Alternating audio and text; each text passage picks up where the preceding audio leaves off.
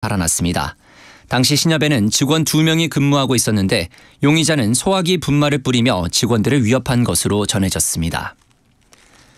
오늘 남부지방과 제주도는 대체로 흐린 가운데 비가 내리겠습니다. 예상 강수량은 영남 해안 지역이 30에서 80, 많은 곳은 100mm 이상이고 그 밖에 남부지방과 제주도는 10에서 60mm의 비가 오겠습니다. 뉴스를 마칩니다. 아나운서 조항리였습니다. KBS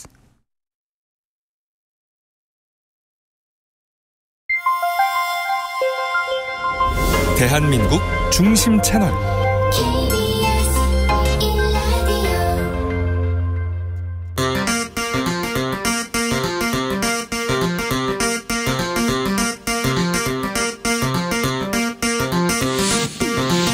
주진우 라이브.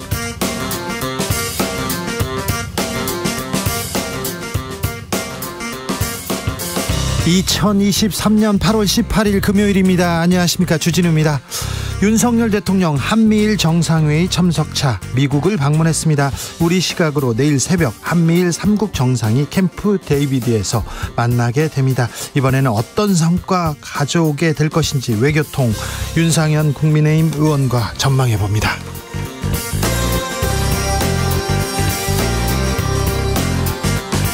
오늘 이동관 방송통신위원회 위원장 후보자 인사청문회 있었습니다. 여야 지금 열리고 있습니다. 여야는 자녀 학폭 무마 의혹 그리고 언론 탄압 의혹을 두고 사사건건 격돌했습니다. 이 후보 의혹 중에 정부의 비판적인 스님을 사이버 비방하라 이런 지시를 내렸다는 의혹도 있는데요. 당사자로 지목됐던 명진 스님에게 들어봅니다. 지난 15일 제78주년 광복절이었습니다. 광복의 의미, 국가의 의미, 자유의 의미 되새겨보는 날인데 여러분은 어떠셨습니까? 우리는 점점 그 의미, 역사 잊어가고 있는 건 아닌지 생각해 봅니다. 애국미남단에서 국경일의 역사에 대해서 공부해 봅니다. 나비처럼 날아 벌처럼 쏜다. 여기는 주진우 라이브입니다.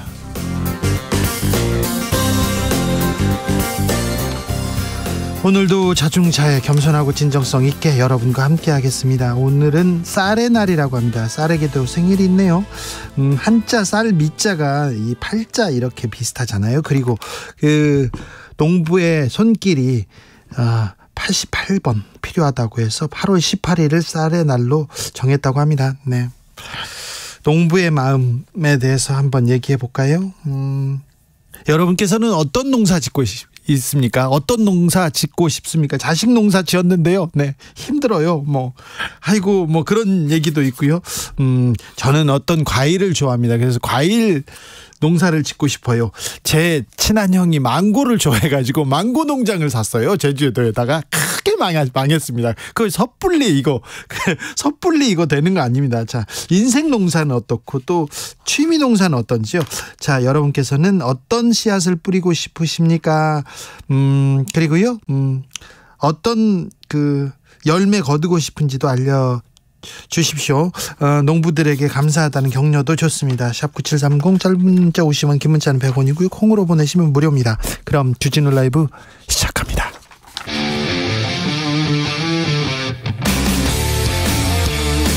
탐사보도 외길 인생 20년.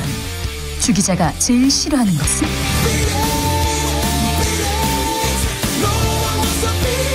이 세상에서 비리와 부리가 사라지는 그날까지 오늘도 흔들림 없이 주진우 라이브와 함께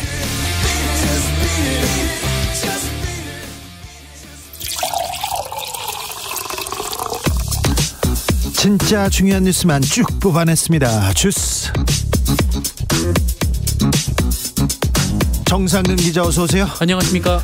이동관 방통위원장 후보자 인사청문회 진행되고 있습니다.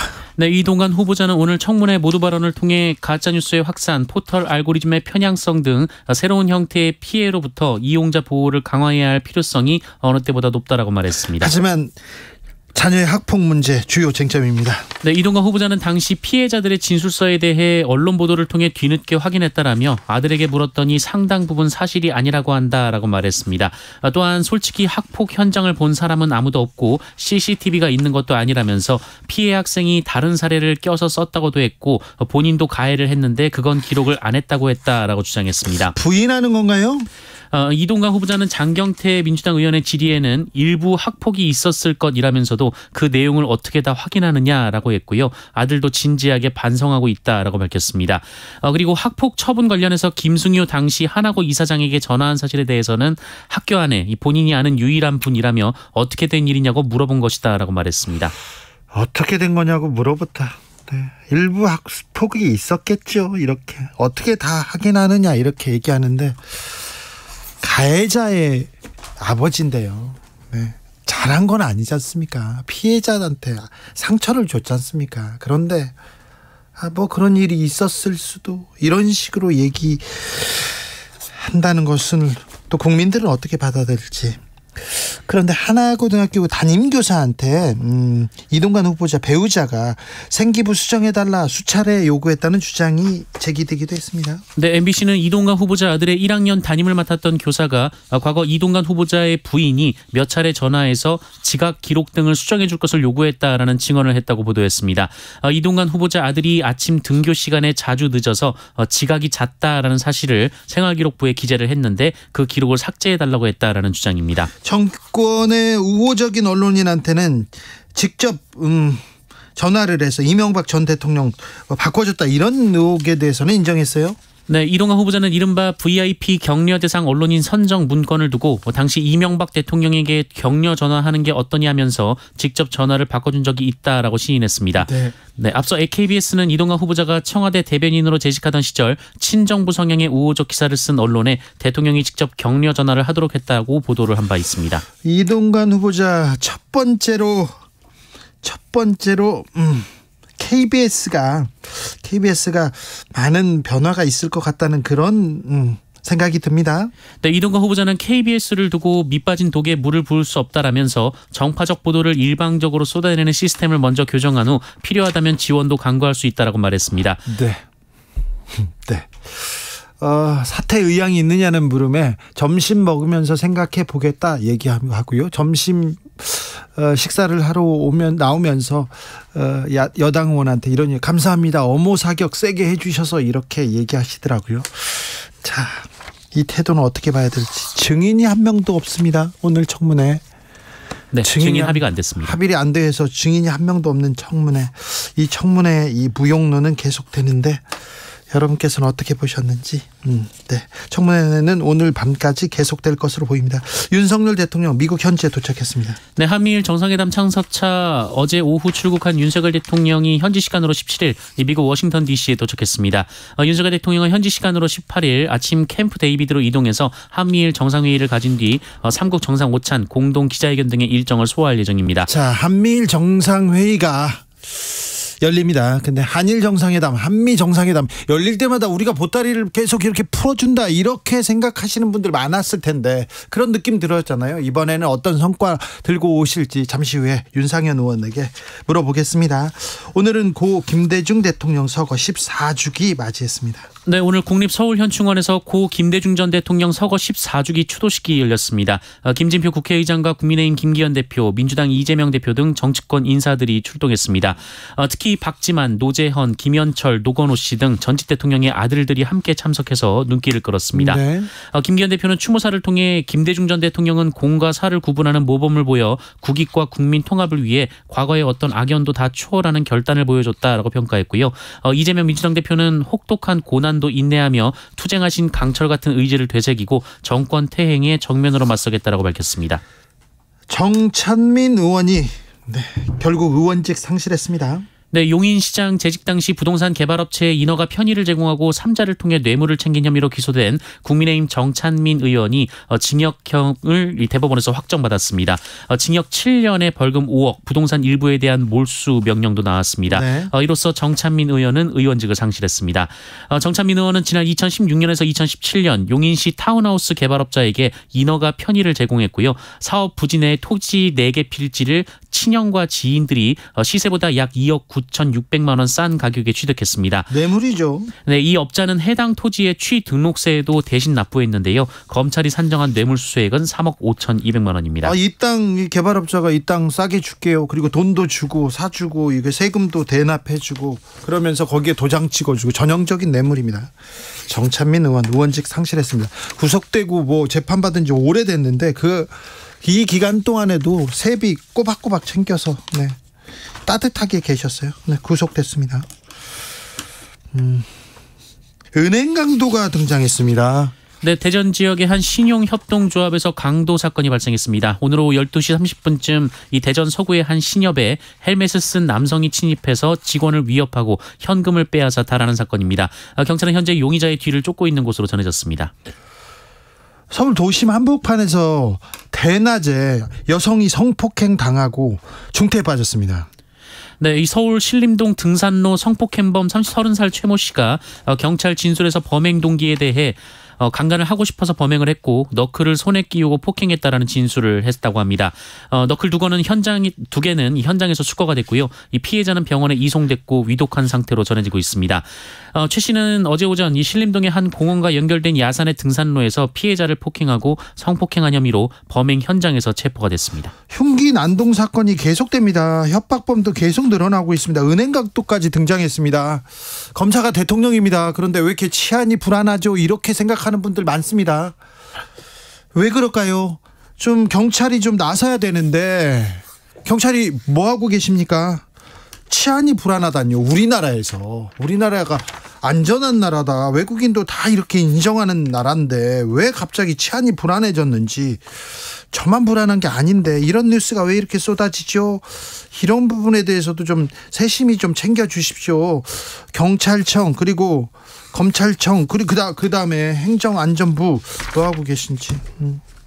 김관진 전 국방부 장관 징역 2년 선고받았습니다. 네, 이명박 정부 시절 국군 사이버 사령부를 이용해 댓글 공작을 벌이는 등 이 정치에 관여한 혐의로 재판에 넘겨진 김관진 전 국방부 장관이 파기환송심에서 징역 2년의 실형을 선고받았습니다만 법정 구속은 안 됐습니다. 네. 김관진 전 장관은 지난 2012년 총선 대선 기간에 군 사이버 사령부 부대원들에게 정부와 여권을 지지하고 야권을 비난하는 댓글 9천여 개를 온라인에 작성 유포하도록 지시한 혐의로 재판에 넘겨졌습니다. 또한 군 사이버사가 댓글 공작에 투입할 군무원을 채용할 때 친정부 성향인지 판별하도록 신원조사 기준을 정하게 하고 호남 출신을 선발해서 배제하도록 한 혐의도 받고 있었습니다. 군인이 정치에 개입하면 안 되죠. 안 되잖아요. 전형적인 정치군인입니다. 이거 잘못됐어요. 죄질이 매우 무겁다고 재판부에서도 인정합니다. 그런데 대통령께서 이렇게 또 중요한 자리에 쓰셨어요. 대통령 직속 국방혁신특별자문위원회 위원장 역할을 합니다. 네. 혐의가 확정되지도 않고 절차에 맞지도 않다 이런 비판을 받는데 방심위원장 KBS 이사장 해임됐습니다. 그런데 이분은 유죄가 오늘 났습니다. 오늘 유죄가 판결됐는데 이분을 이렇게 대통령실에서는 계속 기용하겠다고 합니다. 이거 법과 원칙이 어디 있는지 묻지 않을 수 없습니다.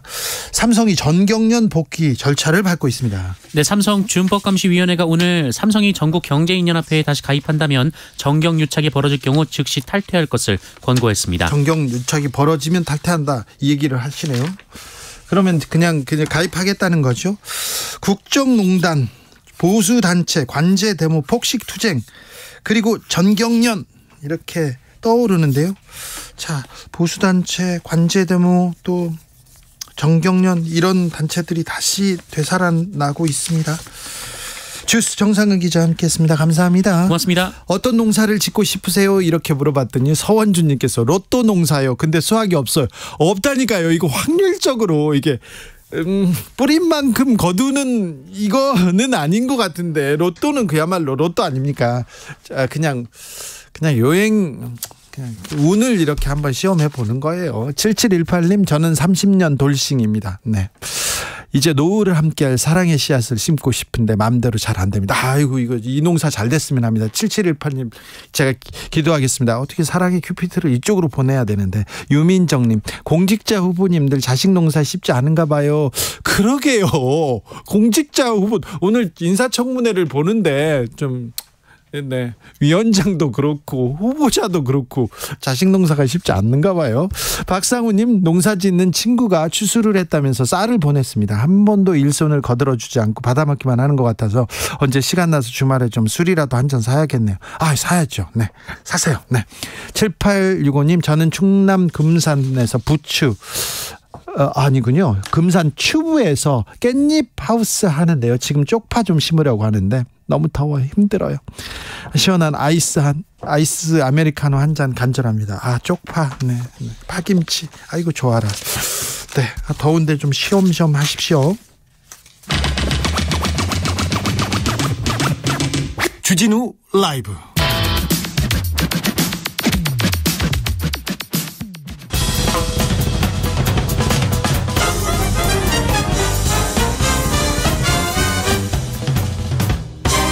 훅 인터뷰. 모두를 위한 모두를 향한 모두의 궁금증 훅 인터뷰. 이동관 후보자 인사청문회 열리고 있는데요. 이동관 후보자가 청와대 홍보수석으로 있을 때 정부의 비판적인 종교인 사이버 여론전 지시했다는 의혹 받고 있습니다. 여론전의 당사자 명진 스님에게 직접 들어보겠습니다. 명진 스님 안녕하세요. 네, 안녕하십니까. 네, 잘 계시지요? 잘 있습니다. 네, 이동관 후보자 청문회 좀 보셨어요? 뭐 지나가면서 슬쩍슬쩍 듣고 있습니다. 네, 들었는데 어떠시던가요? 맹자님이 예, 부끄러움을 모르면 사람이 아니다라고 말씀하셨는데 네, MB 때나 지금이나 잘못한 걸 부끄러워할 줄 모르고 네. 변명일색으로 나가는 모습을 보면서 천년피가 따로 없구나 하는 생각이 듭니다. 네, 알겠습니다. 스님인데 매우 강력한 단어를. 그렇군요. 스님, 그때 어떤 일이 있었습니까? 국정원 문건에요. 국정원 문건에 청와대 홍보수석실에서 스님에 대한 사이버 심리전 지시했다는 보도가 나옵니다. 그때 어떤 일이 있었어요? 이른바 왜 봉은사 사태가 한참 벌어질 때 예, 제가 2010년 3월 법회를 통해서 네, 청와대와 조계종이 공모해서 예, 저를 봉은사에서 퇴출시키려고 한다는 외압 사건을 폭로했고 예, 언론들이 앞다퉈서 그걸 보도를 했습니다. 보도했죠. 예, 그때 이제 그거를 증언을 해줄 김영국 거사에게 네, 이동국 그 수석이 전화를 해서 네, 여러 가지 조건을 내세우면서 네, 보도를 안 하면은 뭐 선거법으로 위반된 것도 봐주고 뭐 여러 가지 편리를 제공하겠다고 했던 전화를 예, 김영국 거사가 저한테 얘기를 해서 제가 법회에서 그걸 폭로를 했는데 네. 이동관 그 당시의 수석이 저를 명예훼손으로 고발을 했던 그런 사건들입니다. 저 이동관 수석이 스님을 명예훼손으로 고발을 했었어요? 고소를 했네요. 고소. 네. 네. 고발을 하고 고소했어요. 네. 네, 그래서 제가 나중에는 사과하면 고소를 취하겠다 그래서 네. 내가 배는 좋아하는데 사과는 별로 안 좋아한다. 네. 그러니까 사과할 생각이 없으니까 법정에서 만나자 이랬습니다. 예, 예. 근데 한 번도 조사를 안 한 상태에서 네. 수석을 내놓으면서 네. 연민의 마음으로 고소를 취한다고 그랬단 말이에요. 연민의 마음으로요. 네, 불쌍해서 이제 고소를 취한다는 건데 네. 그때 그 어느 언론에서 전화가 와서 스님 어떻게 말씀하시겠습니까? 그래서 이런 건 요새 젊은 사람들 말로 하면 헐이다 헐 그러고 말았습니다. 헐 그렇군요. 그렇죠. 네. 그때 스님이 이명박 정부의 비판적이다 이러면서 사이버 여론전 지시했어요. 그래서 당시에 예. 여러 얘기가 있었는데 네. 스님 직접 그 압박을 좀 느끼셨어요? 그 압박도 느꼈고 신도를 살기 위해서 유언비어 비슷하게 자꾸 저에 대한 괴담이 돌아다녔어요. 예. 뭐 애도 둘이 있고 부인이 있고 벤틀리를 타고 저녁마다 술 마시러 다닌다는 얘기가 네. 돌아다니는 거예요. 그리고 종북자파라고 막 이렇게 하던데. 아니 그건 말도 못하고 뭐 그런 얘기는 뭐 본래 있던 얘기고. 스님 그 가끔 그 선방에 들어가시고 수행한다고 했는데 산에 들어가셔서 뭐 혹시 다른 일 하셨어요? 그게 아마 대북 접촉하러 들어간다고 봤을까요? 저쪽 국정원에서는. 사네요. 그래서 그 당시에는 예. MB가 그 당시에 전과가 14분이라고 우리가 얘기했잖아요. 전과가 있었죠. 네. 예, 그래서 제가 사기 전과도 있고 그래서 사기꾼은 대통령 되면 안 된다. 네. 그리고 MB 정부를 제가 파렴치, 모렴치, 후한무치해서 삼치 정부라고 얘기를 했어요. 예. 이제 그런 것들이 청와대에서는 저를 이제 봉사에서 퇴출시키기 위해서 뭐 여러 군데서 작업을 했죠. 예. 그래서 국정원 2국, 7국을 동원하고 포청천 팀까지 만들어서 예. 저에게 음모적인 그런 얘기들을 여러 군데 퍼뜨려서 저를 좋아했던 신도들도 다 떠나고 뭐 그러면서 심리적으로도 제가 굉장히 힘들었던 때입니다. 아, 그래요? 네. 스님도 힘드셨군요. 그럼요. 네. 근데 뭐 스님이 종북 활동을 했다 이렇게 뭐 소문은 퍼뜨렸지만 사실이 아니다. 그 국정원 직원도 진술을 했습니다. 사실이었으면 수사를 했을 것이다. 이렇게 얘기했어요. 네, 그렇습니다. 네. 스님 자식은 없으시죠? 아니 그때 소문이 나가지고 네. 그러니까 네. 허위 사실을 네. 저를 사찰한 것까지는 뭐 제가 워낙 정부에 비판적이니까 네. 사찰을 할 수 있다라고 인정을 하더라도 네. 거짓말을 퍼뜨리는 공작이거든요. 그거는. 아, 그렇죠. 사찰을 한 게 아니라 저에 대해서는 공작을 했던 겁니다. 이것도 민간인 사찰, 민간인 공작을 했습니다. 명백한 불법입니다. 이거. 그러면 안 되죠. 국가가. 왜냐하면은 네. 국가 공무원은 국민의 머슴입니다. 예. 국민의 세금으로 월급을 줍니다. 네. 국민의 머슴이 네. 주인을 속이고 예. 주인을 사찰하고 주인을 공작한 엄중한 범죄 행위입니다. 네. 그런데 그 스님 혹시 이동관 후보자 만나신 적 있습니까? 어느 그 봉사 신도회 고문이었었고 네. 어느 언론사의 간부였던 그 분의 자제분의 결혼식이어서 제가 참석을 안 할 수가 없었어요. 예.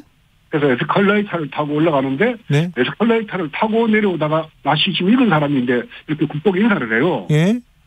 그래서 저는 사람을 잘 몰라보는데 네. 같이 있던 저를 수행했던 그 젊은 친구한테 야 근데 누구냐 그러니까 아 스님 저 이동관이잖아요 그러더라고. 예. 그래서 저 사람 그 나한테 왜 국복거리고 지나가나 딱 만난 건 그거 한 번뿐입니다. 아, 그런데 이동관 후보자가 자서전을 통해서요. 나중에 명진 스님과 오해를 풀었다 이렇게 썼던데요. 그야말로 새빨간 거짓말이고 그런 거짓말도 자기한테 이익이 되거나 안 그러면 뭐 진실을 감추기 위해서 거짓말하는 건 모르는데 이거는 거짓말 안 해도 되는 사안인데 네. 이런 거짓말 하는 거를 보면서 이 사람은 거짓말이 생활 속에서 습관적으로 하는 거짓말 중독성이 있다는 느낌이 들어요. 예. 어떻게 문자로 남겼거든. 그것도 말이 아니고 예. 자기 자서전에 나하고 예. 화해를 했다. 근데 나하고 만난 거는 에스컬레이터에서 올라가고 내려가고 스치듯 본 것 말고는 만난 적 없습니다. 아, 그래요? 네. 개인적으로 다 풀었다. 이게 그 스치듯 인사한 게 다다. 아니 그냥 에스컬레이터에서 나는 본인을 몰라봤어요. 본인은 네. 나랑 왔는가 모르겠지만. 네. 그 오르고 내려가다가 스치듯 본 것 말고는 만난 적이 없는데 네. 화해를 해서 다 풀었다고 하는 거를 글로 남겼단 말이야. 예, 그러니까요. 말도 아니고 글로 남길 정도면 이건 거짓말을 아주 거짓말인지도 모르고 상습적으로 하는 이런 거짓말쟁이를 방통위원장으로 지금 청문회하고 앉아있는 꼴을 보면서 이 나라가 어디로 갈 것인가 하는 그런 아주 참담한 생각이 듭니다. 자, 혹시 이동관 후보자가 지인을 통해서 다른 사과나 뭐 다른 얘기를 하지 않았습니까? 없습니다. 그런 일. 네, 그래요. 네. 명진 측에서 모두 아니요. 그 스님이 그러면 이동관 후보자 쪽에 어떤 얘기도 해준 적이 없다고요? 일체 이동관 그러고 나서는 뭐 이동관에 대해서는 아니 그런 그 뻔뻔한 사람이고 거짓말하는 사람이고 한 사람한테 네. 내가 무슨 관심 가질 일도 없고. 네. 자, 그러면 이번에 뭐 방통위원장이 된다고 그래서 네. 제가 참 마음속으로 참담함을 금치 못하고 있습니다. 명진 스님과 구체적으로 어떻게 오해를 풀었느냐 이렇게 청문회를 앞두고 네. 국회 과방위원이 물었어요. 그랬더니 질의에 어떻게 대답했냐면요. 공직에서 물러나는 만큼 인간적 선의를 베풀었다. 그래서 고소를 취하했다. 이렇게 얘기했는데 이 부분은 어떻게 들으셨습니까? 그 부분도 본인이 뭐 사과하면은 고소를 취하해야 되겠다고 그래서 아까도 얘기했지만은 사과할 생각 없다. 나는 배는 좋아해도 사과는 안 좋아한다. 네. 그러니까 법정에서 만나자. 예. 그렇게 얘기를 했는데 그럼 나를 조사를 해야 될 거 아닙니까? 네. 한 번도 그 고소 고발 사건에 대해서 조사를 받은 적이 없어요, 내가. 예. 그리고는 한 몇 개월이나 지난 다음에 본인이 방통 홍보수석을 내놓으면서 나를 뭐 용서하듯이 사과를 취한다고 그랬으니까 참 뻔뻔한 사람이죠. 예. 자, 이명박 정부 때 강남 한복판에서 법회를 했는데 보수적인 강남의 그 부자들도 그리고 신도들이 다 지금 그 봉은사 법회에 이렇게 참석한다 그런 기사가 많이 났어요. 인기가 많았습니다. 네. 근데 거기에서 법회에서 이명박 정부를 정면으로 비판하자 여러 외압이 있었는데 그때는 좀 어땠습니까? 어떤 외압을 받으셨습니까? 특별하게 뭐 외압을 받았다기보다는 좀 측근의 그 여당 쪽하고 같이 온 분들이 예? 밤에 잘 때 문장 보고 자라. 예? 혼자 다니지 말아라. 네. 그리고 말 좀 삼가서 했으면 좋겠다는 그런 얘기들을 많이 들었죠. 그 당시에는. 알겠습니다. 산에 이렇게 수행하러 들어가셔서 혹시 다른 일 하신 거 아니죠? 북한하고 접촉 그런 거 아니죠? 왜 근데 스님한테 종북이라니 스님한테 좌파라니 이거는 또 도무지 이해가 안 가요. 그래서 제가 그때도 좌파 안상수 의원이 좌파 주지를 내쫓아라 이랬던 게 2009년 11월 5일이거든요. 예. 네, 그 얘기를 듣고 내가 좌쪽이 그렇게 싫으면은 좌측 눈도 감고 다니고 좌측 팔도 쓰지 말고 좌변기도 앉지 말고 좌석 버스도 타지 마라 이렇게 내가 비꼰 적이 있습니다. 알겠습니다. 네. 재미는 별로 없어요, 스님. 스님, 네. 이동관 후보자가 사찰 문건 본 적도 없다. 명진 스님 사찰 문건 나 모른다 이렇게 얘기했는데 어떻게 생각하십니까? 경향신문 보도도 했는데 원세훈 재판에 청와대에서 요구한 자료 목록이 나와 있어요. 예. 거기 보면 홍보수석실 요청이라고 되어 있습니다. 그렇죠. 문건이 남아 있어요. 예. 권력을 이용해서 불법을 저지른 건데 부끄러워하지 않고 그거를 하다 띄고 문건에 남아 있는데도 거짓말을 하고 문건이 본인에다가 거짓말을 또 나를 만나서 뭐 사과 풀었다고 거짓말하고 이건 거짓말 자판기 같아요. 국정원 문건이기 때문에 청와대는 모른다. 그리고 아랫사람들이 한 일이기 때문에 저는 뭐 아랫사람 레벨에서 뭐 처리했다 이렇게 얘기하던데요. 아니 홍보수석실 요청이면은 네. 중대한 그런 사안들 개인을 사찰하는 그런 문제를 아랫사람들이 그냥 뭐 자기들 마음대로 요청해서 나를 사찰했다는 게 말이 되냐 상식적으로. 네. 나는 그걸 모르고 아랫사람들한테 맡겼다면 책임 회피고 무능력한 거고 모자라고 이런 사람이 어떻게 방통위원장을 또 합니까? 국정원 문건이든 청와대 문건이든 민간인을 이렇게 사찰해가지고 정보를 담고 이걸 보고하고 통제하고 이거 다 불법인데요. 네. 그런데 국정원 문건에 스님 문건 엄청 많더라고요. 많죠. 뭐 2천 몇백 건에 대한 사이버 여론을 통해서 국정원에서 이제 그 대통령실에서 몰래 갖다 영포 빌딩에 감춰놨던 그 지하에서 나온 문건에 보면은 강남 한복판에서 요소를 떠는 좌파 명진을 퇴출치 못하면 국정원은 직무유기다.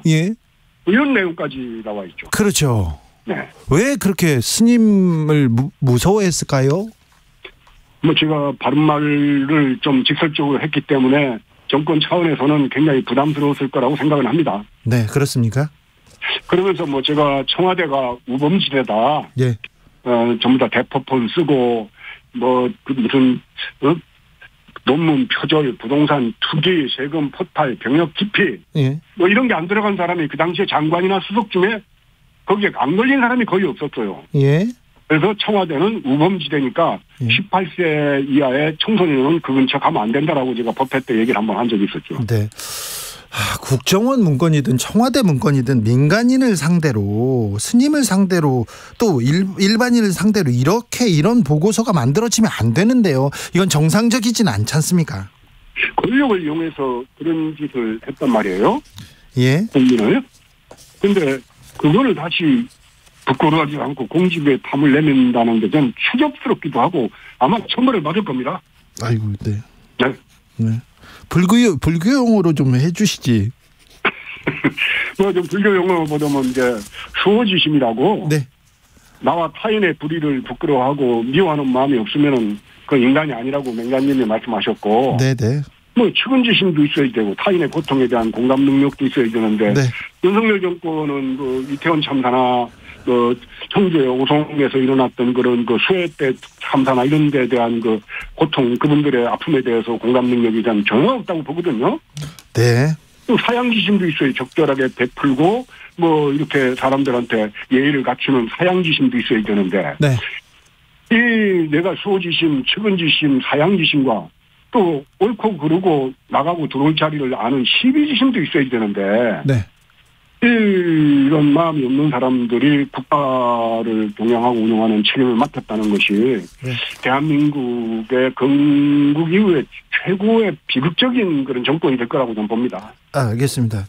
불교 용어 아니고 유교 용어 아닌가요? 한자를 막 쓰셔가지고 저는 잘 모르겠어요. 같은 얘기가 됩니다. 알겠습니다. 네. 스님 그러셨거든요. 네. 스님 네. 다음번에 모셔가지고 말씀 듣겠습니다. 감사합니다. 네, 알겠습니다. 지금까지 명진 스님이었습니다. 교통정보센터 다녀오겠습니다. 김민혜 씨.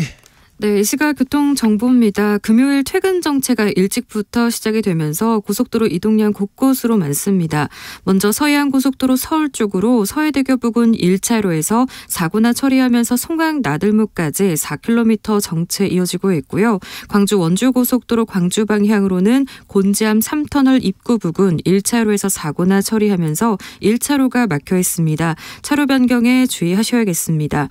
호남고속도로는 천안 방향으로 금산사 부근 1차로에서 승용차 관련 사고나 처리하면서 뒤로 정체되고 있고요. 중부 내륙고속도로 양평 방향으로도 영산 부근 1차로에서 승용차 단독 사고나 처리하면서 부근으로 주춤합니다. 더 지나 문경 2터널 부근 1차로에서도 승용차 사고나 처리하면서 문경 세제 나들목까지 정체입니다. KBS 교통정보센터였습니다.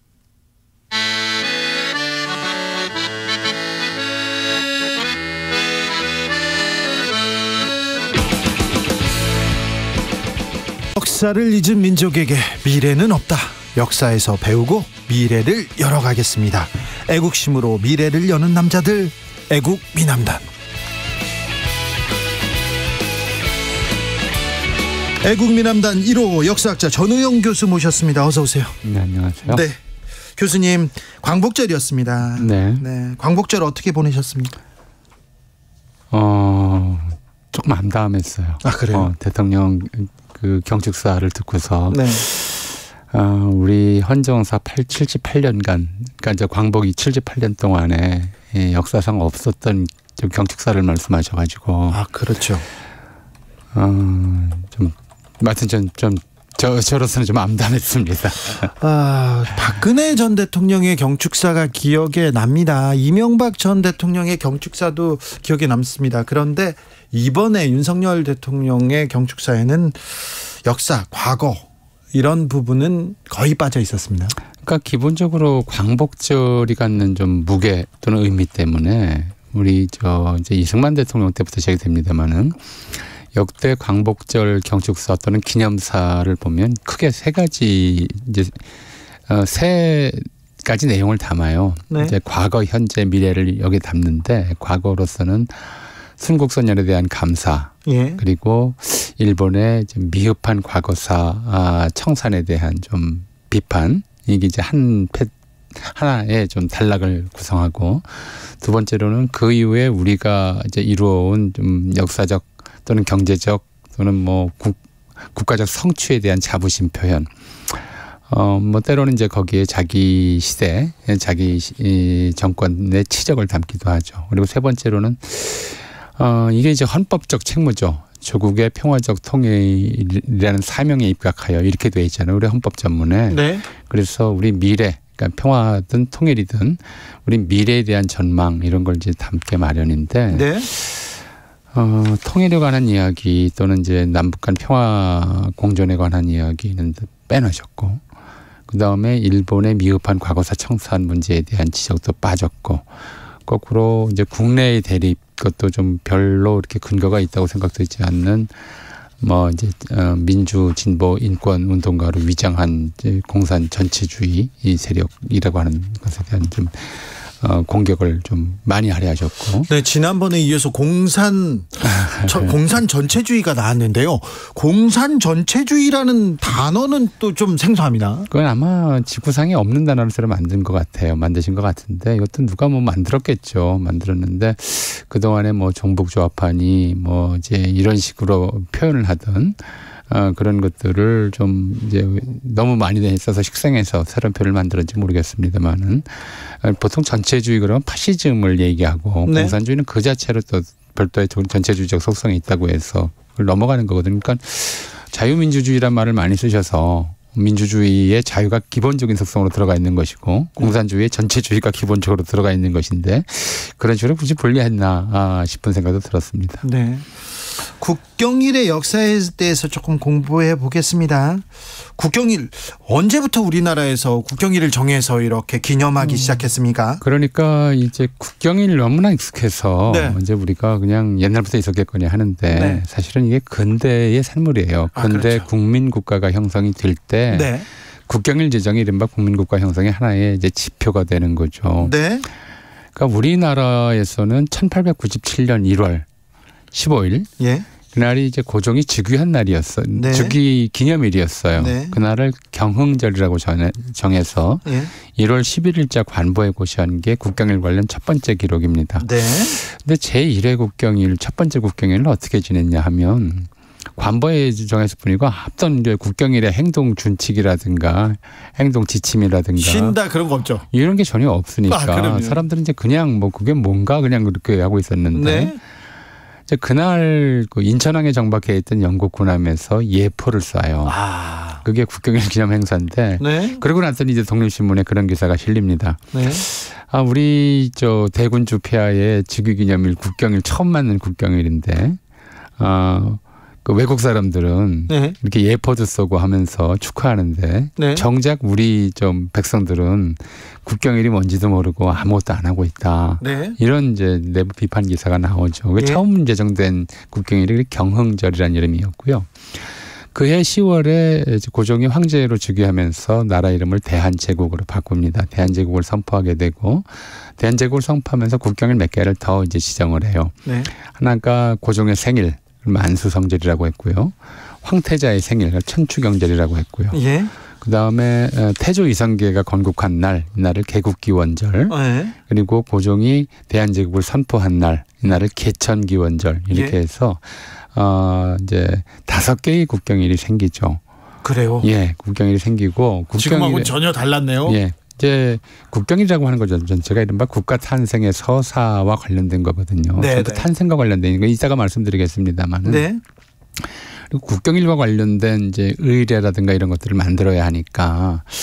그러니까 우리가 사실은 좀 그런 면이 있어요. 그러니까 애국심 굉장히 중요하죠. 우리 이 제목도 애국민안단인데 네. 애국심, 애사심, 애향심 이런 말들은 있어요. 애교심.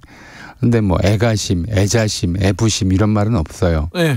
그러니까 자식이나 가족 뭐 이렇게 이제 직접적인 밀차적으로 만나게 되는 공동체는 사랑하는 마음이 저절로 생겨요. 당연히 그 안에 들어가죠. 그렇죠. 근데 네. 회사나 고향이나 네. 아니면 이제 국가 같은 것들은 네. 직접 볼 수 없는 실체가 안 보이니까 예. 그러니까 거기에 대한 이제 뭐 사랑하는 마음이라고 하는 것은 좀 억지로 고취해야 하는 측면이 있어요. 예. 그래서 그걸 억지로 고취하기 위해서 국가에 보이지 않는 국가를 보이게 만드는 그런 장치들이 필요하죠. 네. 그게 국기 또는 이제 들을 수 있는 국가 이런 것들이거든요. 네. 그러니까 국경일에 국기를 걸자라고 하는 이제 캠페인은 다른 나라에서 이미 하고 있으니까 1899년부터 시작이 돼요. 예.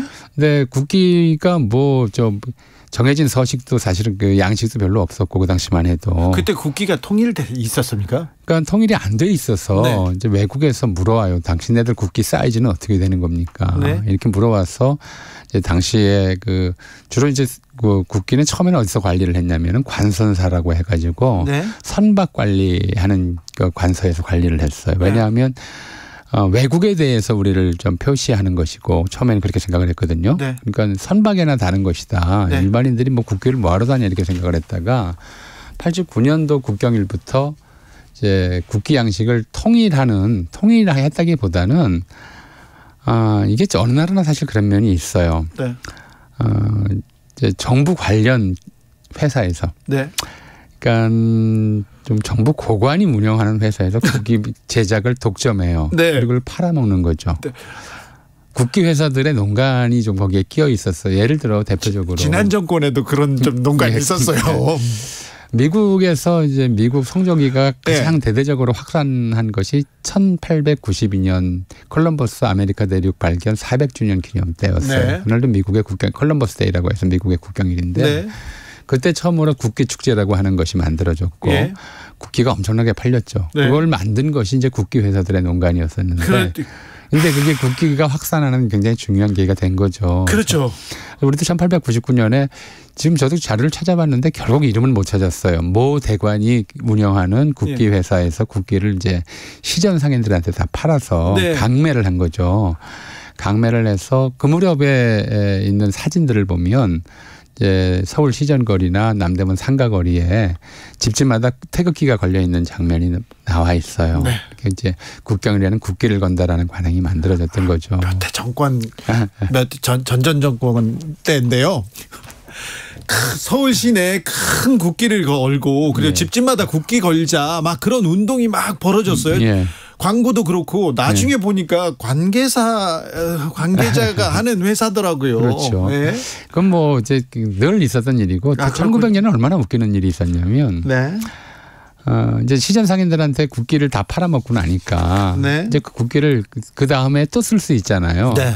그러니까 이제 시장이 확 줄어든 거죠. 그렇죠. 민간인들은 잘 안 사고 네. 그러니까 순검들 그러니까 요즘으로 치면 경찰들이 돌아다니면서 올해부터는 국경일에 국기를 2개씩 달기로 됐다라고 하면서 또 강매를 한 거예요. 아 그래요? 예, 또 강매를 했는데 2개. 예. 이게 이제 말썽이 되니까 예. 2개 다는 건 좀 와전된 거다. 예. 왜 우리 저 권력자들이 늘 이제 던져놓고서는 와전된 거다 그런 말 한 적 없다 이렇게 오리발 내미는 그런 방식으로 예. 그때도 그런 일이 있었어요. 그렇게 그렇게 5개의 국경일이 있었고. 그다음에 1907년에 이제 고종이 쫓겨나고 순종이 뭐 일본에 의해서 허수아비 황제로 오른 다음에는 천추경절이라고 불렀던 순종의 생일이 건원절로 이름이 바뀝니다. 네. 그렇게 이제 우리 국경일의 역사가 시작되었고요. 예. 그럼 일제강점기는 당연히 이제 일본의 국경일을 우리가 우리 한국인들이 따라야 되겠죠. 그렇겠죠. 그래서 뭐 일본의 대표적인 국경일은 우리가 좀 영화 있죠. 천장지구. 예. 예상을 반칙 따면 돼요. 일본 천황의 생일은 천장절. 일본 황후의 생일은 지구절. 그래요? 이날을 이제 대표적으로 했고 일본의 개국기원절이 따로 있었고. 예. 나중에 이제 태평양 전쟁 중에는 뭐 국경일이라기보다는 기념일로서 무슨 뭐 싱가포르 승전 기념일, 뭐 네. 만주 함락 기념일 뭐 이런 것들을 다 지정하곤 했었는데 이제 그런 것이 하나 있었고요. 이제 임시정부가 수립된 다음에 1919년 3.1운동으로 임시정부가 수립된 다음에 그때 이제 국경일을 또 정하죠. 네. 대한민국의 국경일을 정해요. 예. 그래서 이 대한민국의 국경일이 첫 번째는 당연히 3.1절이죠. 그렇죠. 이걸 3.1절로 한 것은 자꾸 이제 3.1절이라고 이름을 붙였기 때문에 오해가 생기고 건국절 따로 얘기하는 사람들이 생기는데 우리 저 주진우 기자님께 한번 여쭤볼게요. 미국의 독립기념일이 언제인지 아시죠? 7월 4일. 영화로 있죠. 7월 4일. 그날이 어떤 날이에요? 저기 영국하고 전쟁해가지고. 전쟁하기 전에. 네. 그러니까 이게 그 똑같은 좀 뭐랄까요 구성 방식이에요. 예. 그러니까 미국이 13주 대표, 영국 식민지 13개 주 대표들이 모여서 독립을 선언한 날이 1776년 7월 4일이에요. 네. 이날에 미국 정부가 수립된 것도 아니고 네. 미국 대통령이 뽑힌 것도 아니에요. 네. 물론 당연히 미국 정부가 국제적 공인을 얻은 날도 아니죠. 네. 미국이 정부를 수립한 건 그로부터 13년이 지난 1789년의 일이에요. 네. 그리고 5월 30일인가 그런데 그날 이제 조지 워싱턴이 처음 대통령에 취임하죠. 그러니까 독립선언하고 13년이 지나서야 정부가 선 거죠. 정식 정부가. 하지만 7월 4일은 미국의 독립기념일인 거죠. 똑같은 거예요. 네. 그래서 3.1절이라고 이름 붙인 것은 네. 이제 이날 대한민국 임시정부가 건립된 것은 아니지만 네. 이 독립선언이 이제 대한민국 임시정부, 대한민국의 뿌리가 되었다. 대한민국은 대한민국의 국민들은 3.1절 우리가 독립을 선포했지 않습니까? 그래서 3.1절이라고 부른 거예요. 예. 그러니까 3.1절이라고 불렀고 해방 이후 1948년 7월에 제정된 재헌헌법에서는 뭐라고 썼냐면 예. 기미 3.1운동으로 대한민국을 건립하여 세계에 선포한 이렇게 돼 있어요. 그러니까 예. 대한민국을 나라를 건립했다가 건국이라는 거잖아요. 그렇죠. 원래 건국인데 3월 1일 날 대한민국 임시정부가 생긴 게 아니니까 건국절로 하지 않고 이제 그 3.1절이라고 불렀던 거죠. 어쨌든 대한민국 민중들은 거리에 나와서 독립을 그렇죠. 외쳤어요. 외쳤고 독립 만세를 냈던 거예요. 네네. 독립 만세라고 하는 것은 독립시켜 주십시오 하는 게 아니란 말이에요. 우리는 독립국이다. 독립국이다. 그러니까 네. 이 독립을 만 년 동안 지키자 이런 얘기였단 네네. 말이에요. 그리고 그래서 이제 그 1920년 3월 1일 날 제1회 독립기념식을 거행해요. 예. 독립기념식을 대한민국 임시정부 상해에서 거행을 하고 독립기념식이었습니다. 예, 독립기념식이에요. 독립 제1회 기념식이었고 그래서 다시는 저 태극기가 예. 이제 바닥에 떨어지지 않게 하자. 뭐 이런 이제 안창호 선생, 여운형 선생 이런 사람들이 이제 기념 축사를 했었죠. 그리고 또 하나 지정했던 이제 국경일이 건국기원절이에요. 건국기원절. 요거는 조금 이제 설명이 필요한 것이 1910년에 대종교인들이 개천절이라고 하는 날짜를 좀 임의로 정해요. 예. 10월 3일 음력 네. 10월 3일로 개천절을 정해요. 그러니까 알 수가 없으니까 예. 언제 환웅이 지상에 내려왔는지 단군이 뭐 고조선을 건국한 날이 언제인지 알 수 없으니까 네.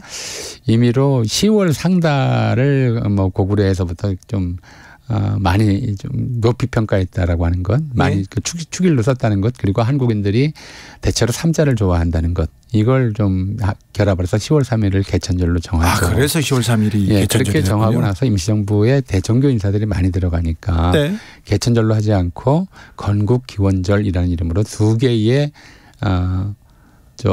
국경일을 정해서 네. 매년 기념했던 거죠. 네.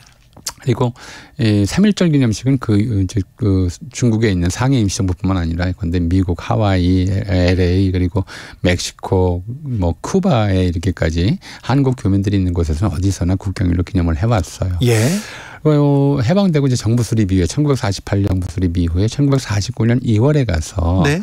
국경일에 관한 법률을 제정합니다. 네. 그때 대한민국 임시정부를 계승한다라고 하는 원칙이 있었으니까 3.1절과 건국기원절을 다시 개천절로 바꿔서 네. 3.1절과 개천절 두 개에다가 네. 이제 8.15 광복을 기념하는 광복절, 네. 그리고 헌법 제정을 기념하는 제헌절, 네. 이걸 이제 추가해서 4개의 국경일을 만들죠. 처음에는 그러니까 개천절, 3.1절 개천절, 그리고 광복절, 제헌절 이렇게 4개의 국경일이었군요. 이 국경일을 정하는 것이 이제 바로 헌법 전문의 서사였어요. 유구한 역사와 전통에 빛나는 할 때 이 유구한 역사의 시작이 개천절이다. 네. 우리 대한국민은 그다음에 두 번째 들어간 것이 기미 3.1운동으로 대한민국을 선포하여 대한민국을 건립하여 세계에 선포한 이게 3.1절이고요. 위대한 독립정신을 계승하여 이제 민주독립국가를 재건함에 있어서 이제 할 때 이 재건이 가능하게 된 사건이 광복절이고요. 네.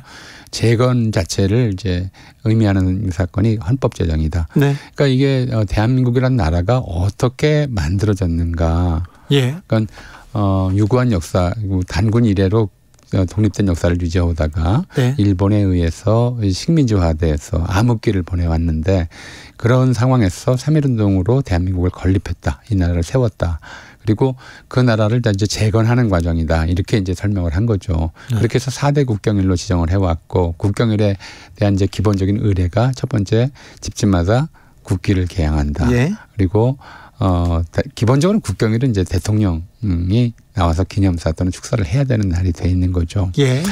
나중에 2005년인가 그때 한글날이 추가돼요. 그러니까 우리 청취자 여러분들이 뭐 가끔 이제 그런 요즘 젊은 분들 특히 헷갈리는 분들이 많더라고요. 국경일이 뭐냐 그러면 쉬는 날이 빨간 날이요. 제헌절은 안 쉬니까 국경일이 아닌 줄 알아요. 네. 그러니까 원래는 절로 끝나는 날만 국경일이었어요. 네, 네. 좀 이승만 정권 때 다소 해프닝이 좀 있긴 했어요. 어떤 해프닝이 있었냐면 국경일은 전부 절로 끝나고 나머지 기념일은 일 또는 날로 끝나요. 예, 예. 식목일, 뭐 현충일, 예. 뭐 국군의 날 이런 식으로. 근데 이제 이승만 대통령이 감리교 신자였고 예. 그러다 보니까 크리스마스를 예. 성탄절로 해서 국경일로 승격시켰던 거죠. 거의 국경일처럼. 네. 그러니까 이제 절로 끝나면 다 쉬는 날이니까 예. 국경을 착각하기 쉬운 그런 이제 일들이 있었어요. 예. 그래서 그런 좀 역사를 가지고 있고 한글날은 국가 탄생 이런 이제 우리가 일제강점기 독립운동을 통해서 국가를 만들었다고 하는 이런 이제 대한민국 탄생의 서사에서는 조금 빗나가 있는데 예. 워낙 이날이 이제 한국인들을 하나의 민족으로 통합시키는데 결정적인 역할을 한 것이 한글이다라고 하는 그런 취지에서 예. 한글날을 국경일에 편입시키고 대신에 제헌절을 쉬는 날에서 빼놨죠. 저는 이거 굉장히 잘못했다고 생각을 해요. 그러게요. 예. 네. 왜 그랬을까요? 그 당시에 10월 달이 워낙 노는 날이 많으니까 쉬는 네. 날이 많으니까 기업에서 우리 공휴일이 너무 많다 하나 좀 줄여라 이렇게 얘기를 했는데 그렇다고 국경일 차라리 무슨 뭐 저 식목일 뭐 이런 거 좀 줄이면 줄였지 왜 국경일을 쉬는 날에서 뺐는지 저는 그 결정이 이제 그 당시 노무현 정부에서 이루어지는 일이거든요. 네. 정말 잘못한 것이다. 우리 네. 민족사 또는 우리 건국사의 서사 자체를 뒤틀어버린 것이라서 저는 굉장히 잘못한 결정이라고 생각합니다. 4대 국경일인데 예. 제일 먼저 생겼는데 그게 왜? 무슨 뭐 기업의 그 이익을 위해서 네. 국민이 그냥 좀 양보해야 되는 양보할 수 있는 그런 날이 아니었거든요. 너무 좀 생각을 잘 못했던 것 같아요. 네. 네. 그렇습니다. 뭐 아니 성탄절입니다. 석가탄신일 이렇게 부처님 오신 날. 그래서 나중에 석탄절이라고 부르기도 했었어요. 네네 맞아요. 그러다가 부처님 오신 날하고 크리스마스로 다시 바꿨죠. 헷갈릴까 봐. 그렇죠. 네. 국경일은 아니죠. 아니죠 당연히. 생일이네요. 6799님께서 전우영 교수님 차분하신 역사 설명 늘 존경합니다 얘기하는데 전우영 교수님은 애국심하고요 또 미모를 보고 이 프로를 지금 진행하고 있습니다. 본인은 미모 쪽에 이렇게 계속 이렇게 집중하고 계십니다. 만우절은 아십니까? 백승희님께서 하는데 만우절은 국경일은 아니죠. 만우절이라는 이름도 나중에 그 처음에는 그 뭐라고 그랬냐면은 바보천치의 날, 네, 바보의 날, 천치의 날 네. 이렇게 좀 불러서 일제강점기에 그게 처음 알려졌을 때. 아 그래요? 예. 일제강점기에 있었어요? 일제강점기에 유럽에서는 네. 4월 1일 날 이렇게 풀스데이 해가지고 농담을 하는데 네. 그걸 이제 바보천치의 날이라고 한다 이런 식으로 당시 신문기사에 소개되곤 했죠. 전우영 교수였습니다. 말씀 감사합니다. 네.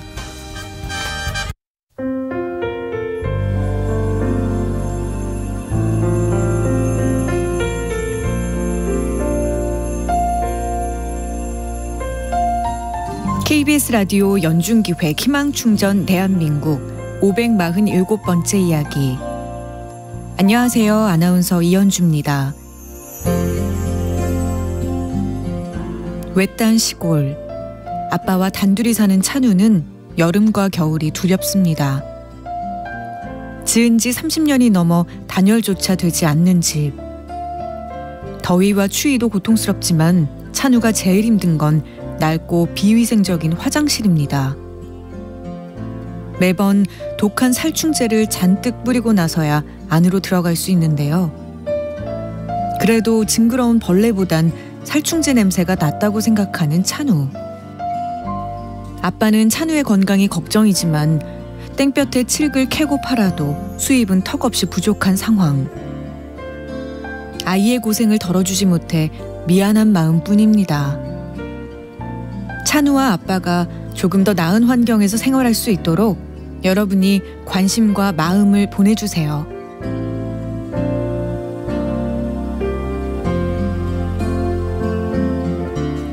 여러분의 따뜻한 손길이 희망의 빛이 됩니다. ARS 060-700-1580 060-700-1580 한 통화 3,000원으로 희망을 선물해주세요.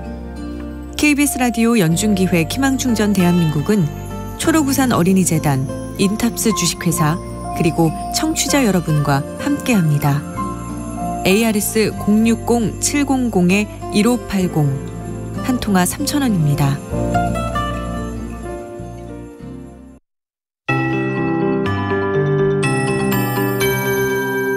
KBS 58분 날씨. 오늘은 무더위 속 기압골의 영향을 받고 있습니다. 한낮에 서울은 33도까지 올라서 이번 주 들어 가장 더웠는데요. 경상권엔 강한 비가 오는 가운데 대구의 낮 기온이 26도에 그쳤습니다. 남은 하루 남부지방에 비가, 중부지방은 소나기가 오는 곳이 있겠습니다. 남부지방과 제주도는 내일 오전까지 최대 60에서 80mm로 비가 세차게 내리겠고요. 부산, 경남, 남해안은 내일 저녁까지 100mm 이상 쏟아지는 곳이 있겠습니다. 중부 내륙에도 점점 구름대가 발달하면서 경기 안성에 시간당 20mm 안팎의 강한 소나기가 내리는데요. 중부지방이 오늘 밤까지, 경기 북부와 강원 영서 북부는 내일 새벽까지 5에서 50mm의 소나기가 지나겠습니다. 오늘 밤은 지난밤보다 더 많은 지역에 열대야가 나타나겠습니다. 내일 아침 기온 서울이 26도, 청주, 광주, 부산이 25도, 제주도 27도로 예상되고요.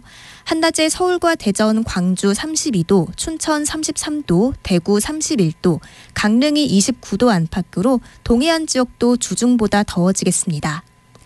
다음 주 화요일 중부지방을 시작으로 절기 처서인 수요일에는 전국에 비 소식이 들어 있습니다. 지금 서울의 기온은 31.1도입니다. 박다유입니다.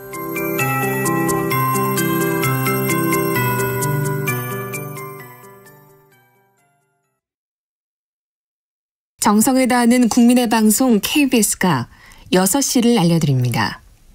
AM 711kHz, FM 97.3MHz, KBS 1라디오입니다. HLKA.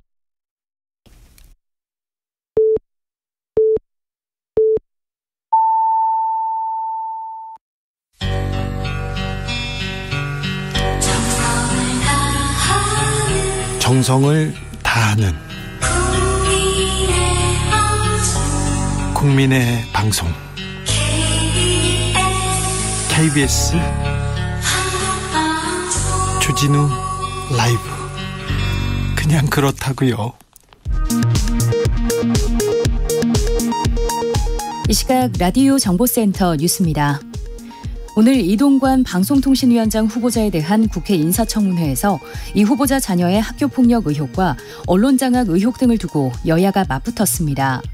여당은 당시 담임교사를 출석시키자는 요청을 거부했습니다. 고 최상병 사망사건 조사 처리 과정에서 해병대 수사단이 장관 결재 이후에 보강조사를 진행해 경찰 이첩 서류에 첨부한 것으로 KBS 취재 결과 파악됐습니다. 박정훈 전 수사단장 측은 재수사가 외압 대응 차원이었다는 입장을 밝혔습니다.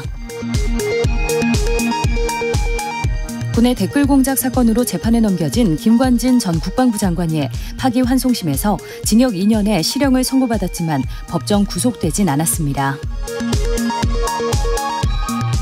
도이치모터스 주가 조작 공범이자 이른바 김건희 파일 작성에 관여한 의혹을 받는 투자자문사 임원에게 검찰이 징역 4년을 구형했습니다. 사립학교법을 위반한 최성해 전 동양대 총장에게 이사 자격이 없다고 본 교육부 처분이 정당하다는 대법원 판단이 나왔습니다. 지금까지 라디오 정보센터 조진주였습니다.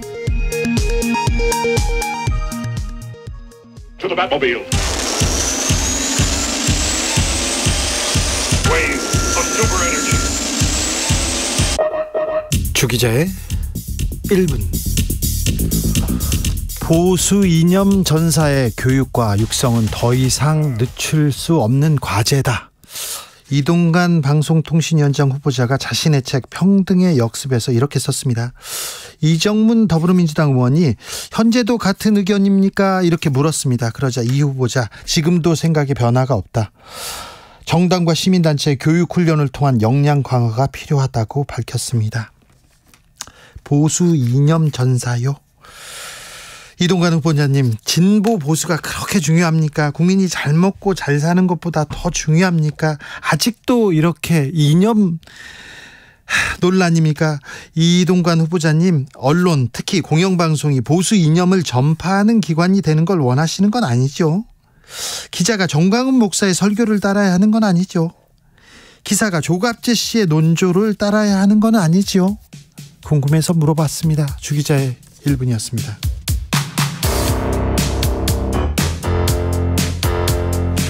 잘 먹고 잘 사는 법. WV, 셀럽5, 옥상 달빛, 요조, 선우정아, 치즈, 박문치 여러 가수들이 불렀네요. 잘 먹고 잘 사는 게 뭔지는 모르지만 오늘은 사고 싶은 걸 샀어. 어떻게 생각해? 나를 위한 건 점점 줄어들고 도망가고 싶은 날은 많아져. 수고한 날 위해 할 수 있는 위로는 없는 걸까? 잘 먹고 잘 사는 법 그게 뭔지 아직은 몰라도 오지는 하루를 살 수 있다면 된 거야.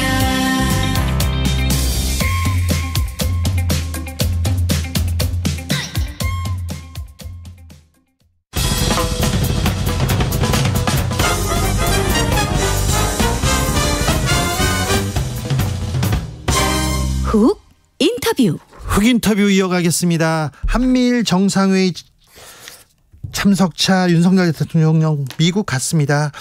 내일 미국 캠프 데이비드에서 한미일 정상회의 열리는데요. 자, 이번에 어떤 외교적 성과 가져올지 두루두루 좀 물어보겠습니다. 외교통입니다. 국민의힘 윤상현 의원 모셨습니다. 어서 오세요. 예, 안녕하세요. 반갑습니다. 윤상현입니다. 네. 예. 잘 계시죠? 예, 잘 있습니다. 이번에 한미일 정상회의에서 좀 성과가 있어야 될 텐데. 예. 자, 이번 삼국 정상회의의 의미 어떻게 보십니까? 그 한미일 정상회의가 네. 언제부터 시작했냐면 1994년도부터 시작했어요. 아, 그래요? 벌써 그러니까 그 당시 대통령이 김영삼 대통령이었어요. 네. 그 당시 이제 인도네시아 보고르에서 에이펙 정상회담이 있었거든요. 네. 그때 미국의 대통령이 빌 클린턴, 네. 또 일본 총리가 무라야마 총리였어요. 네. 그때 처음으로 열려서 네. 지금까지 한미일 정상회담이 12번 열렸습니다. 아, 그렇군요. 이번에 이제 13번째가 되는데 네. 12번 중에 지금까지 12번 중에 3번을 윤석열 대통령 취임 이후에 열렸어요. 아, 그렇군요. 이번에 이제 6월 달에 스페인 마드리드에서 나토 정상회의가 예. 있었거든요. 그때 한번 만나셨고. 예. 또 작년 11월에 또 이 캄보디아 프놈펜에서 또 아세안 정상회의 때 또 만났고. 네. 또 올해 7월 달에 네. 히로시마에서 G7 정상회의가 있었거든요. 네. 그때 또 만났어요. 그때 만났을 때 바이든 대통령이 따로 예. 두 정상을 미국으로 초청해서 별도의 회담을 하자. 이번에 별장에서 그래서 캠프 별장 데이비드에서. 캠프 데이비드에서 처음으로 열리게 되는 겁니다. 그래서 이번에 의미라고 본다면은 지금까지 이 한미일 정상회의가 네. 비정기적으로 네. 또 제한적으로 열렸는데 네. 한미일 협력 자체가. 네. 그런데 이 한미일 협력이라는 게 좀 더 정례화되고 또 제도화되고 또 공고화되는 계기가 된다. 네. 그래서 한국이나 미국이나 지금 하는 얘기가 한미일 삼각 협력에 있어서 새로운 이정표 대통령의 말씀입니다. 이정표가 열릴 거다. 네. 또 미국에서도 새로운 챕터라고 합니다. 새로운 역사의 장이 열릴 거다. 이렇게 보고 있습니다.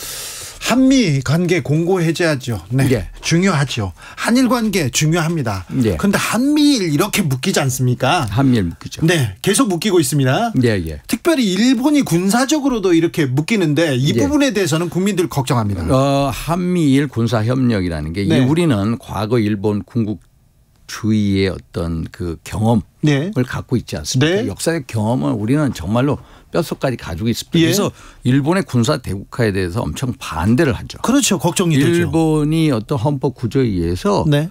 사실 이제 그 뭐 군대라든지 군사적인 팽창을 할 수 없는 네. 헌법적인 제약 요인에도 불구하고 계속 군사적인 팽창을 해오는 게 사실인데 네. 어떻게 보면은 한미일이라는 제도적인 틀 속에 넣기 때문에 네. 우리도 일본의 군사 대국화를 경계를 하지만 미국도 네. 같은 틀 속에서 경계를 할 수 있다. 물론 경계 안 하는 것 같아요. 근데 물론 미국 입장에서는 네. 네. 중국을 견제하기 위해서 그렇죠. 일본을 이용하는 면이 있습니다. 네. 그래서 일본의 이제 군사적인 팽창을 이제 그 지원하는 예. 그런 입장도 있습니다만은 그 지원이라는 게 결국 한국의 어떤 동의가 예. 있어야 된다는 것을 삼국협력 틀 속에서 우리가 보여줄 수 있다. 네. 그래서 어떤 이 우리가 우려할 만한 군사 대국화는 한미일 삼각협력 체제에서 묶어두는 하나의 또 틀이 될 수도 있다. 네. 이렇게 얘기. 그 부분에 대해서도 고민이 있겠죠. 예, 예. 네. 그런데요. 네. 한미일 이렇게 계속 삼각 삼국이 묶이면 예. 중국이 이렇게 반발할 텐데요. 러시아도 반발할 텐데요. 우리는 북한 때문에 중국, 러시아와의 관계도 중요하지 않습니까? 근데 사실 이게 왜 우리가 한미일이 엮여 나가냐. 네. 사실 북한 때문에 그렇습니다. 그렇죠. 북한의 핵과 미사일의 고도화. 네. 아니 사실 북한이라는 게 핵 개발을 얼마나 오랫동안 했습니까? 예. 진짜. 예. 이 소위 말해서 1950년대부터 핵 개발을 해왔거든요. 예. 그래서 명실공히 사실상 핵 보유국이 됐습니다. 네. 핵 보유국이 됐는데 북한이 어떻게 핵 보유국이 됐습니까? 1991년 90년 겨울에 우리가 뭘 했습니까? 한반도 비핵화 선언을 했죠. 예. 북한도 우리랑 한반도 비핵화 선언을 했습니다. 그런데 몰래 핵 개발했어요. 그다음에 문재인 정부 때 2018년 4월 27일 판문점에서 문재인 김정은 두 사람이 만나지 않았습니까? 네. 거기서 뭐 했어요? 한반도에 완전한 비핵화를 하겠다고 했습니다. 네. 존 볼턴의 회고록에 보면요. 심지어 무슨 얘기를 했냐면은 이런 얘기를 전합니다. 볼턴한테. 그 당시에 국가안보 보좌관이 정의용 예. 국가안보 보좌관인데 무슨 얘기를 전하냐면은 문재인 김정은 두 정상이 대화를 하는 가운데 빨리 비핵화를 해라. 네.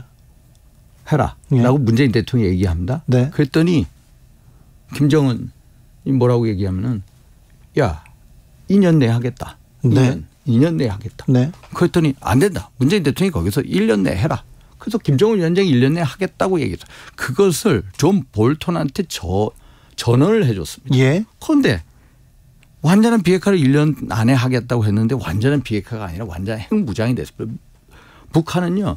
명실공히 50여 개 핵무기를 가지고 있는 네. 핵 보유국이고 또 수많은 핵 투발 수단을 가지고 있잖아요. 미사일, 단거리, 중거리, 심지어 ICBM까지 예. 거의 성공해 왔지 네, 네. 않습니까? 그렇기 때문에 이렇게 고도화되는 상황 하에서 우리도 자구책이 있는데 우리의 자구책이 뭡니까? 핵 개발 못하죠. 네. 미국과 국제사회가 반대를 하죠. 안 되죠. 또 전술 핵무기 배치 미국이 반대합니다. 예. 그럼 우리는 어떻게 하냐? 우리 나름대로 한미일 군사협력을 강화시킬 수밖에 없는 거고 네. 소위 말해서 지난 4월 달에 NCG라는 것 소위 예. 말해서 핵협의 그룹을 또 출범시킨 거 아닙니까? 네. 그래서 이게 근본적으로 북한이라는 나라가 네. 핵과 미사일을 고도화되기 때문에 생기는 문제고 그렇기 때문에 중국이나 러시아가 유엔 안보리 상임이사국 아닙니까? 예. 그 상임이사국답게 중국이 91년도 한반도 비핵화 선언이나 2018년 한반도 비핵화 선언, 판문점 선언을 지키게끔 압력을 내야 되는데 그게 없어요. 네. 없으니까 우리는 우리 나름대로 한국이 미국과 또 일본과 그 협력을 군사협력을 한 단계 한 단계 점진시킬 수밖에 없다. 그럴 수밖에 없다. 예. 윤석열 정부의 외교 지금 생각대로 잘 가고 있습니까? 윤석열 정부의 외교 예. 사실 저야 뭐 외교가 하고 있습니다만 예. 사실 이제 그 한일 관계 해법에 대해서 네. 이제 뭐 반대하는 분들도 많습니다. 네. 강제징용 해법. 네. 그런데 한번 곰곰이 생각해 보십시오. 우리가 그 강제징용 해법이라는 게 2018년 10월 우리 대법원에서 네. 이 강제징용 피해자분들의 네. 어떤 개인의 손해배상 청구, 소위 말해서 일본 제철, 네. 또 이제 신일본 제철, 미쓰비시 중공업에 대해서 개인적인 손해배상을 인정을 했습니다. 네. 그래서 그렇게 된 다음에 한일 관계가 거의 파탄군명이었어요. 네, 꼬였죠. 그렇죠. 네. 그러면 문재인 정부는 한일 관계에 대해서 어떤 노력을 했어요? 어떤 노력 하나도 안 했습니다. 노력을 했으나 성과가 거의 노력은요. 네. 사실 2018년 10월 대법원 확정 판결 이후에 2019년 봄부터 1월 달부터 3월 달, 5월 달 소위 말해서 한일 기본 조약과 한일 청권 협정에 의해서 외교적 협의하자. 또 중재위원회 구성하자. 상고를 통한 중재위원회 구성하자. 등등등 얘기했는데 네. 응하지를 않았어요. 네. 응하지 않다 보니까 일본이 우리 한국에 대해서 소위 말해서 이제 반도체 디스플레이 핵심 부품에 대해서 세계 부품에 대해서 네. 규제도 하고 네. 뭐 등등등 우리는 또 지소미아의 조건부 뭐 연기 뭐 이런 식으로 가서 거의 파탄난 지경에 갔습니다. 그런데 대통령이 들어서서 보니까 야 한일 관계가 5년 동안 거의 정치 상태였다. 네. 이거를 뚫어야 되는데 어떻게 합니까? 기시다 후미오가 그걸 뚫었습니까? 기시다 후미오가 국내 정치적으로 불안정하죠. 지금 지지율이 26%밖에 안 됩니다. 네. 대통령이 결단을 내는 건 맞습니다. 대통령이 결단을 내서 결단을 내서 한일 관계를 끌어왔고요. 네. 이것은 이 결단에 대해서 일본에 있는 전문가들도 오코노키 마사오 교수가 K예대 명예교수인데 이거는 뭐라고 얘기하면 윤석열의 외교적인 승리다. 기시다 후미오가 외교적인 실패를 했다. 이 정도까지 얘기하고 한일 관계 개선을 했고요. 그 네. 틈 속에서 또 한미일 삼각협력이 고도화되고 네. 이런 방향으로 갔는데 사실 이제 역사 문제에 대해서 일본이 아직까지 전향적이지 못한 것도 사실이에요. 그렇죠. 빈 컵에 물 채우고 있잖아요. 아직까지 컵에 반을 아직 안 채웠어요. 그래서 컵에 반을 채우는 노력을 해야 된다. 우리 대통령이 이만큼 결단을 내려서 하는 만큼 네. 일본도 당연히 물컵에 반을 채우는 노력을 해야 된다. 그렇죠. 이 반에 반도 채우지 않았다. 한일 정상회담, 한미 정상회담이 계속 이어집니다. 한미일 정상회의도 있습니다. 그런데 네. 정상회의 있을 때마다 대승적 결정을 하고 일본한테 주고 미국한테도 보따리 주고 자꾸 주기만 하는 거 아니냐 이런 얘기는. 아니 주는 것도 있지만 받는 것도 있습니다. 우리가 이제 뭐 예를 일본한테 받는 거는 별로 없는 것 같아요. 일본에 대해서 예를 들어서 이제 수출 규제 네. 그거 해제했죠. 네. 또 서로 지소미아도 복원했죠. 또 예를 들어서 왜 한국과 일본이 군사협력을 고도화됐느냐. 제가 기억하는 이 문재인 정부 때인데요. 아마 2020년도로 기억합니다. 그때 한 7월 달 정도 됐어요. 북한이 미사일 발사 실험했습니다. 네. 그런데 2발을 쐈어요. 예. 그런데 우리 합참에서 발표를 합니다. 한 발은 430km 날아갔다. 네. 또 한 발은 600km 날아갔다. 그런데 일본에서 다른 발표죠. 일본에서는 600km 날아갔다. 네. 그런데 딱 우리도 그 단어를 수정했어요. 네. 일본에 600km가 맞는 거예요. 네. 발사 거리, 발사가 얼마나 됐는 것조차도 우리 합참의 이 어떤 군사력, 정보력 가지고는 부족하다. 일본의 군사 정보력이 필요하다는 겁니다. 그래서 지금 한미일 정상회담 회의를 하게 되는 근본적인 이유는 사실 작년에 프놈펜에서 삼국 정상이 북한의 핵 미사일 정보에 대해서 서로 네. 실질적으로 공유를 하자. 네. 그 정보 공유 시스템을 만들겠다는 겁니다. 네. 예, 이게 중요한 이슈 중에 하나입니다. 네. 마이니치가 7월 22일에서 23일 실시한 여론조사 보면요. 기시다 내각 지지율은 28%로 나타났습니다. 올해 2월에 26% 이후에 첫 20%입니다. 그 얘기를 의원님이 하셨습니다. 이번에는 좀 성과를 내시겠죠. 뭐 우리가 받아오는 것도 크다. 네, 그런 것도 좀 하시고 또 우리 국민의 자존심도 좀 중요하니 일본한테 할 말은 좀 해야 되는데 해 주시겠죠? 그러면 네. 결단 내립니다. 알겠습니다. 윤상현 의원 오셨으니까 두루두루 좀 여쭤보겠습니다. 현안에 대해서도 좀 여쭤보겠는데 8665님께서 이런 질문하셨습니다. 대통령이 어제 국제사회는 어떤 경우도 북한을 핵보유국으로 인정하지 않을 것이다 이렇게 얘기했는데요. 의원님 북한 핵 보유했잖아요. 인정하셨는데. 이제 사실상 핵 보유국은 맞습니다. 그런데 핵 보유국 인정할 수가 없습니다. 그렇습니다. 우리는 이제 사실상 핵 보유국은 맞고요. 네. 사실 무지막지한 핵 보유국입니다. 그렇습니다. 만약에 주한미군이 없다면 28,500명의 주한미군과 주한미군의 핵 전력이 없다면은 정말 우리가 싸우면서 이길 수 없는 거예요. 우리가 국방비도 훨씬 많고요. 우리가 국방비가요. 예를 들어서 훨씬 58조 정도 됩니다. 연간 58조. 네. 북한보다 더 많은 국방비를 쓰죠. 그런데 쟤네들은 핵을 가지고 있죠. 핵탄두를 가지고 있고 핵탄두 투발수단 최근에 작년인가에 화산 18이라고 전술 핵탄두 공개하지 않았습니까? 얘네들이 핵탄두가 어느 정도 소형화 경량화 단계까지 갑니다. 그러면 지름이 얼마냐? 40cm 50cm밖에 안 됩니다. 핵탄두를 소형화 경량화 시켰고 이것을 한국의 어느 곳에 언제든지 때릴 능력을 가지고 있다. 이게 위기다. 알겠습니다. 후쿠시마 오염수 관련해서도 이번 한미일 정상회의에서는 의제로 오르진 않는다 이런 얘기를 했는데 이 의제는 정상 의제는 아닙니다. 아닙니다. 그래도 그러면 발언을 하진 않을까요? 그거는 장담을 못하겠습니다. 아마 기시다 후미오는 발언할 가능성이 있죠. 가능성이 있다고 봅니다. 특히 이제 우리야 그 오염수 방류에 대해서 정말로 국민적인 반대가 있는 것도 사실이고 그러나 미국은요.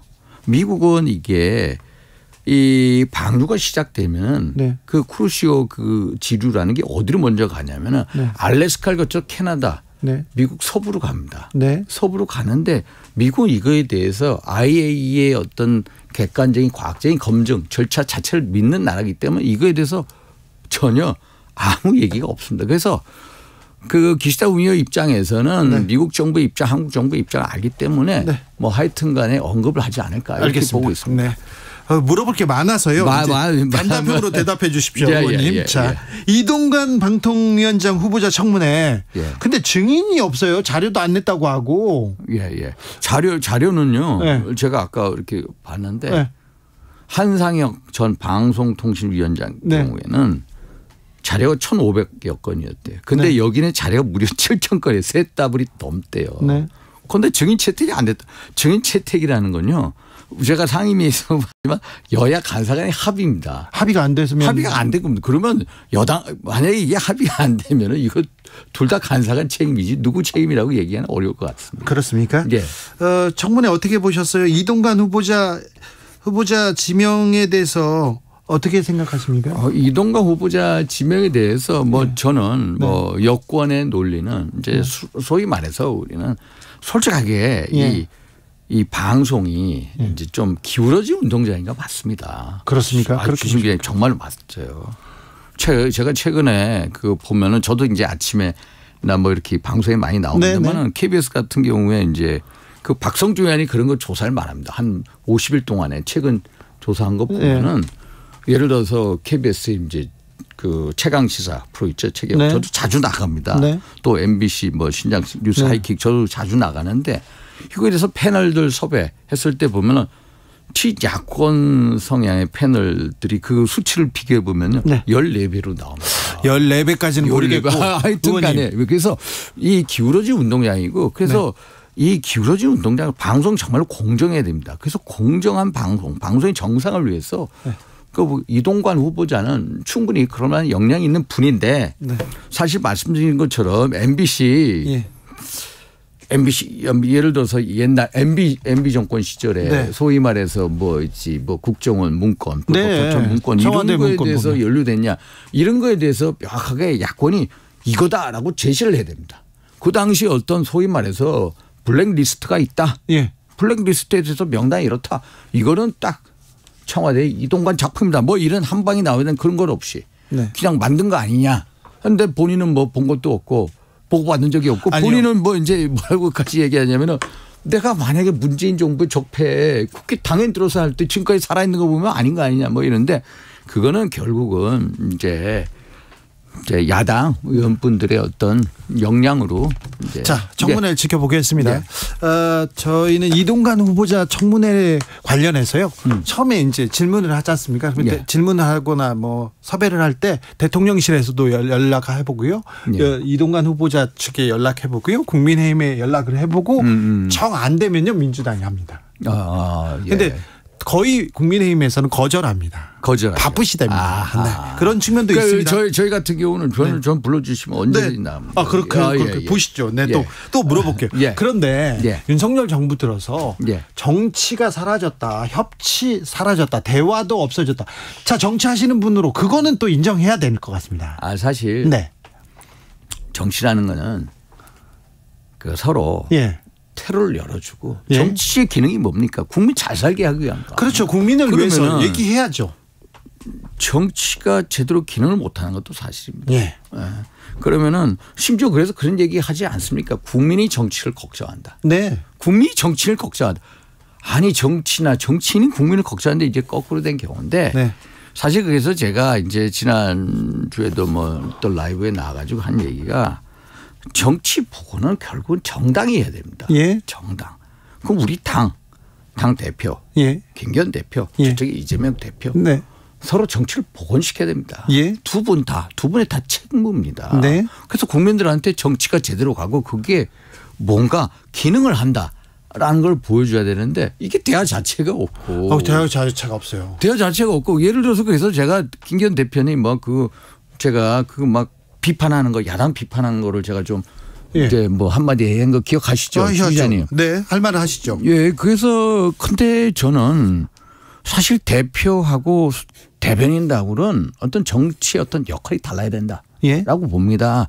대변인들은 물론 당의 노선을 가지고 야당하고 서로 경쟁도 하고 서로 비판도 하고 비난도 하고 하지만은 대표는 정치의 공간을 만들어내야 된다. 정치의 공간을 만들기 위해서는 이재명 대표하고 뭔가를 만들어내서 정치가 기능을 하고 그게 국민한테 희망으로 가야 되는데 여기는 뭐 이재명 대표하면은 뭐 그냥 완전히 범법자 협의자 하는데 일단은 물론 여러 가지 문제가 있는 것도 사실입니다만은 그래도 하나의 정책 실체 아닙니까?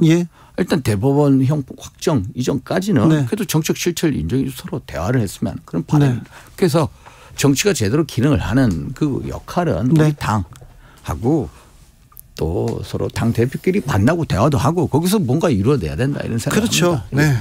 대통령도 야당 대표 만나야 되는 거 아닙니까?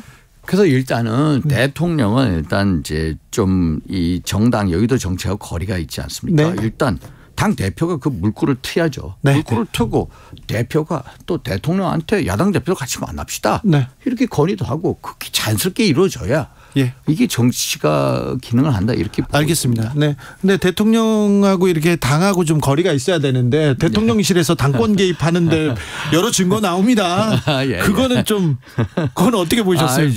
저는 뭐 그거를 많이 보지 않았습니까? 사실 뭐 여러 가지로 대통령실에 이제 몇몇 분들이 당권 하는 데 있어서 여러 가지 이제 뭐 그게 있는 것도 사실입니다. 인정을 합니다. 알겠습니다. 최근에 이철규 사무총장이 배를 침몰시키는 승객은 함께하지 못한다.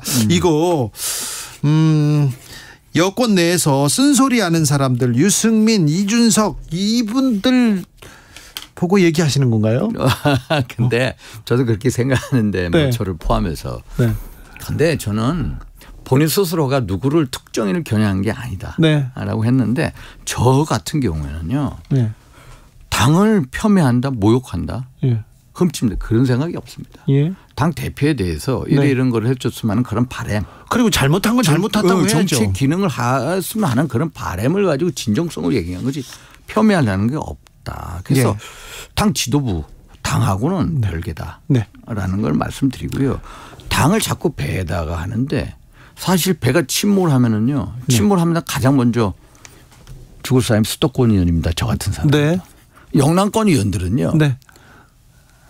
그렇죠. 그 속에서도 살아날 수 있는 분입니다.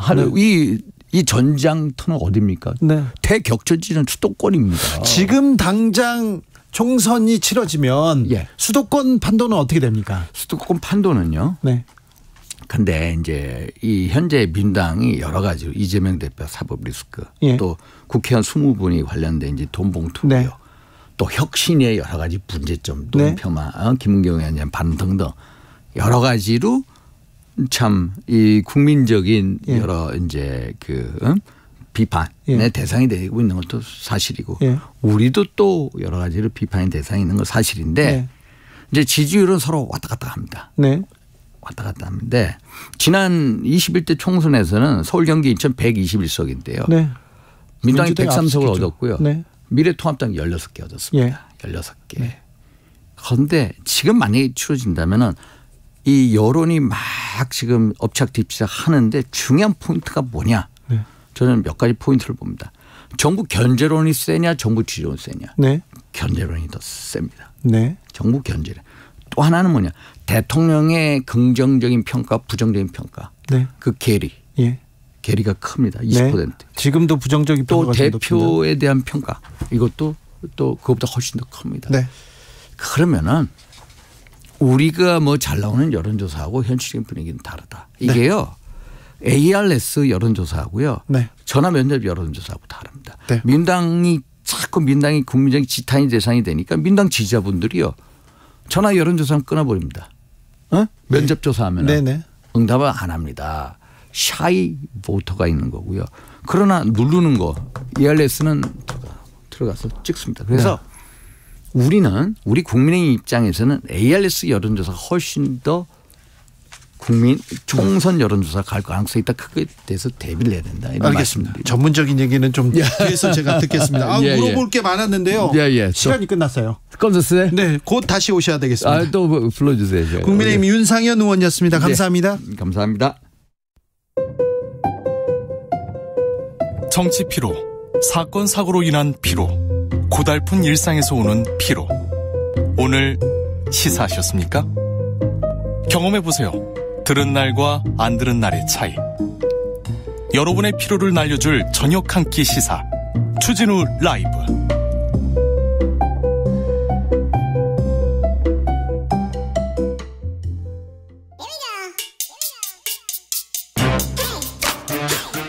뉴스를 향한 진지한 고민, 기자들의 수다. 라이브 기자실을 찾은 오늘의 기자는 미디어 오늘 정철훈 기자입니다. 어서 오세요. 안녕하세요. 탐구하는 기자 정철훈, 뭘 탐구하고 있습니까? 이번 주에는 거의 이동관 방통위원장 후보자 관련된 기사만 썼던 것 같고요. 네, 저도 얘기만 하고 있습니다. 계속 지금 보다 보니까 이제 이동관 전문가가 될 것 같아요. 자, 이동관 전문가가 보는 오늘 청문회는 어땠습니까? 일단 국회에 있다 왔거든요. 네. 방금 전까지 국회에 있었는데 청문회를 계속 보고 계셨군요. 예, 그리고 이동관 후보자도 보고 왔는데 상당히 좀 여유롭다 그런 느낌을 많이 그러게요. 네, 점심 먹고 와서 뭐 고민해보겠다, 먹으면서 고민해보겠다 그런 얘기도 하고요. 얘기합니다. 어유 세게 엄호해 주셔서 감사합니다 이렇게 얘기하는데 여유롭게, 그리고 조금 뭐라고 해야 되나? 그리고 이제 쉽게 얘기를 하시더라고요. 동아일보에서만 이제 20년 넘게 기자 생활을 하셨고, 뭐 기자들도 많이 상대를 하셨잖아요. 대변인, 홍보수석 겹치면서 뭔가 상당히 그 여러 질문들을 노련하게 잘 대응한다 그런 느낌도 좀 받았습니다. 그렇습니까? 네. 또 정철훈 기자가 이렇게 주목한 점은 뭡니까? 한편으로는 이렇게 대답을 해도 되는 걸까 후보자가 그렇게 의아했던 지점들도 있었는데. 예를 들면 이제 이번 주에 좀 뜨거웠던 그 KBS 단독 보도였던 걸로 기억하는데, KBS 단독 뜨거운 게 기사가 너무 많았어요. 굉장히 큰 특정 기사가 많았는데 그 중에 어떤 겁니까? 그 VIP 전화 격려 필요 대상 언론이 요 문건인데 황당했어요. 2009년 8월에 작성된 걸로 청와대 대변인실에서 나온 문건인데요. 이병규 문화일보 사장이 대통령의 격려 대상자였습니다. 이 문건을 보면 선정사유 보면 보수 우파의 목소리를 충실히 대변, VIP의 국정 운영 및 정부 정책의 비판적 지지 입장, VIP 정부 시책에 대한 기사를 부각하거나 기획기사 및 사설보도 협조 요청에 대해 적극적 호응. 협조를 했더니 적극적으로 호응했다 이렇게 써놓았군요. 예, 그러니까 전화 한번 하자. 뭐 그런 취지의 문건인 것 같은데 저는 부인할 줄 알았거든요. 근데 오늘 인사청문회에서 인정을 하시더라고요. 전화 바꿔줬다고요? 예, 직접 전화를 바꿔준 적이 있다라고 시인을 했고, 그러면서 사실 이 정도 일은 어느 정부에서는 다 하는 거라고 생각한다. 미국 백악관에서도 한다. 이런 답변을 오늘 하셨는데 정말 그런 건가? 그러니까 대통령이 이렇게 언론사 사장이나 고위 간부한테 전화해서 요즘 기사 잘 보고 있다. 뭐 이런 식의 격려전을 하는 것이 별 문제가 없는 건가? 이건 더 칭찬이라고 들어야 되나요? 이거 부끄러움이라고 들어야 되나요? 그래서 좀 당황스럽습니다. 이러한 답변이. 저는 과방위원장 발언이 더 좀 놀랐어요. 네, 맞습니다. 오늘 장제영 과방위원장도 대통령께서 언론사 사장하고 통화하면 안 됩니까? 뭐 이렇게 말을 하게 됐는데, 그런데 기획기사 사설 보도를 협조했습니다. 협조해달라고 대변인실에서 부탁했는데 들어줬다는 거 아니에요? 그러면 이게 그 대통령실의 협조를 그대로 들어줬다는 거 아닙니까? 그 협조를 해서 들어준 그 보도 기사와 사설이 이 문건에 첨부가 돼 있더라고요. 어떤 내용이에요? 그 제가 기억하기로는 그 당시 이제 그 용산 참사와 관련된 그런 기사들이었던 걸로 기억하고, 그리고 정부 측 입장을 잘 대변해줘서 감사합니다. 이런 전화했을 거 아니에요? 그러니까 지금까지 나온 어떤 그 언론 장악 논란과 관련된 문건을 보면 당시 이명박 정부 홍보수석실에서 투트랙으로 좀 일을 했던 것 같아요. 하나는 이제 이런 VIP 전화, 그리고 또 하나는 이제 문제보도 문건 작성 같은 걸로 대응을 하는 거였는데, 지난주에 말씀드렸던 게 이제 조선일보 기사 176건을 2008년에서 2009년 사이에 대변인실에서 문제보도로 규정을 해서 문건을 또 만든 게 있었죠. 여기에 대해서도 그 후보자가 입장을 이번에 밝혔는데, 문제 보도라는 표현은 통상적으로 우리가 주목해야 되는 보도라는 의미다. 이렇게 답변을 했고요. 문제가 어떻게 주목으로 바꿉니까? 문제하고 어떻게 주목하고 같은 단어죠. 그리고 이제 모니터만 했을 뿐이다. 그러면서 이제 이 문제 보도에 언급된 기사나 칼럼에 대해서 추가적인 조치는 없었다는 취지로 이제 답변을 했었고요. 그러면서 적절하게 우호적 보도가 나오도록 노력하는 것은 홍보라인에 있는 사람의 기본 책무다. 또 이런 답변을 하기도 했습니다. 예. 이게 사실 뭐 틀린 말은 아니죠. 홍보라인에 있으면 당연히 이렇게 노력하는 건 맞는데 관건은 선을 넘느냐 넘지 않느냐의 부분인데 네. 이게 그게 국민들이 바라볼 때 적절하느냐 그 대목인 거죠. 그러니까 예를 들면 2008년에 이동관 대변인 당시 대변인이 그 국민일보 편집국장한테 전화를 하잖아요. 네. 그래서 본인과 관련된 불리한 기사에 대해서 이게 일종의 청탁석 발언을 했다는 비판이 나왔었는데 네. 뭐 원래 알던 기자다 그러면서 자기는 어떤 외압을 행사한 적이 결코 없고 결과적으로 그 기사가 나가지 않았느냐 뭐 이런 주장을 하는데 그러면 그 당시 청와대 대변인의 입장에서 전화를 해서 기사가 안 나가게 해달라는 식으로 말했던 거는 문제가 없는 건가 그런 생각도 들고. 그렇죠. 그러니까 결국 그거를 이제 국민들이 판단하는 부분인데 너무 좀 언론계에서 지금 지적하고 있는 그 논란에 대해서 별 문제 없지 않냐라고 좀 당연하다는 듯이 말씀하시는 것 같아서 그 부분이 좀 의아한 상황입니다. 네. 그렇습니다. 자, 현재 언론 단체들은 굉장히 이동관 후보자에 대해서 비판적인 의견을 쏟아냅니다. 상당히 격양되어 있는데 네, 국민들이 어떻게 반응하는지 모르겠지만 현재 언론사 그리고 기자들 뭐 이거는 보수 진보를 가리지 않고 그렇습니다. 예. 매우 비판적인데요. 예, 오늘 한국기자협회장이 이런 말을 했는데 네. 이동관 후보자가 MB정부 방송장악 문건과 관련해 설득력 있는 해명을 못 내놓고 있다. 네. 그러면서 언론을 장악해서는 안 된다는 유체 이탈 화법을 보이고 있다. 이러면서 이동관 후보자가 갈 곳은 과천 방통위가 아니라 의왕에 있는 서울구치소다. 이런 주장을 하기도 했습니다. 서울구치소로 가야 된다고요? 예, 그러면서 이제 2014년에 그 이정현 당시 청와대 홍보수석이 KBS 보도국장에게 전화를 걸어서 그 세월호 보도와 관련된 전화를 했죠. 전화 한 통 했죠. 예. 정부에 불리한 보도를 하지 말라는 취지의 그 전화 통화를 했는데 이 전화 한 통으로 대법원 유죄 판결이 나와서 벌금 1,000만 원을 선고받았거든요. 그렇죠. 그런데 저 편집국장한테 전화했잖아요. 예, 보도국장한테 전화를 했었고 그걸 이제 폭로를 했었는데 당시 KBS 보도국장이 이 상황에 비춰보면 이동관 후보자가 대변인 홍보수석 때 했던 거는 종신형급 언론 탄압이다. 뭐 이런 주장도 나오고 있는 상황입니다. 국민일보 기자한테 전화를 했으니까요. 그것뿐만이 아니고 이제 지금까지 문건도 만들어졌고 그리고 이제 2017년에 또 검찰 수사 보고서도 나왔잖아요. 그 국정원이 2010년에 MBC 정상화 문건을 작성했던 거는 홍보수석실의 어떤 지시나 요청 사항에 의해서 만든 것이다. 네. 근데 그 당시 홍보수석이 이제 이동관 후보자였기 때문에 근데 여기에 대해서도 이동관 후보자가 오늘 청문회에서 입장을 냈는데 그 당시 수사 보고서라는 게 기자로 치면 취재 계획서다 일종의. 그래요? 예. 취재 계획서인데 실제로 입증된 것은 없지 않느냐 이런 취지로 또 답변을 하셨습니다. 입증이 됐는데 기소를 하지 않았던 거는 공소시효와 문제가 관계가 있는 건데 또 이렇게 그래서 해명하시네요. 그래서 이제 이동관 후보자는 그저 운이 좋았을 뿐이다. 공소시효가 남아 있었다면 그가 갈 곳은 감옥이었다. 이런 주장도 언론계에서 나오고 있는 상황입니다. 네, 언론계에서 매우 걱정합니다. 네.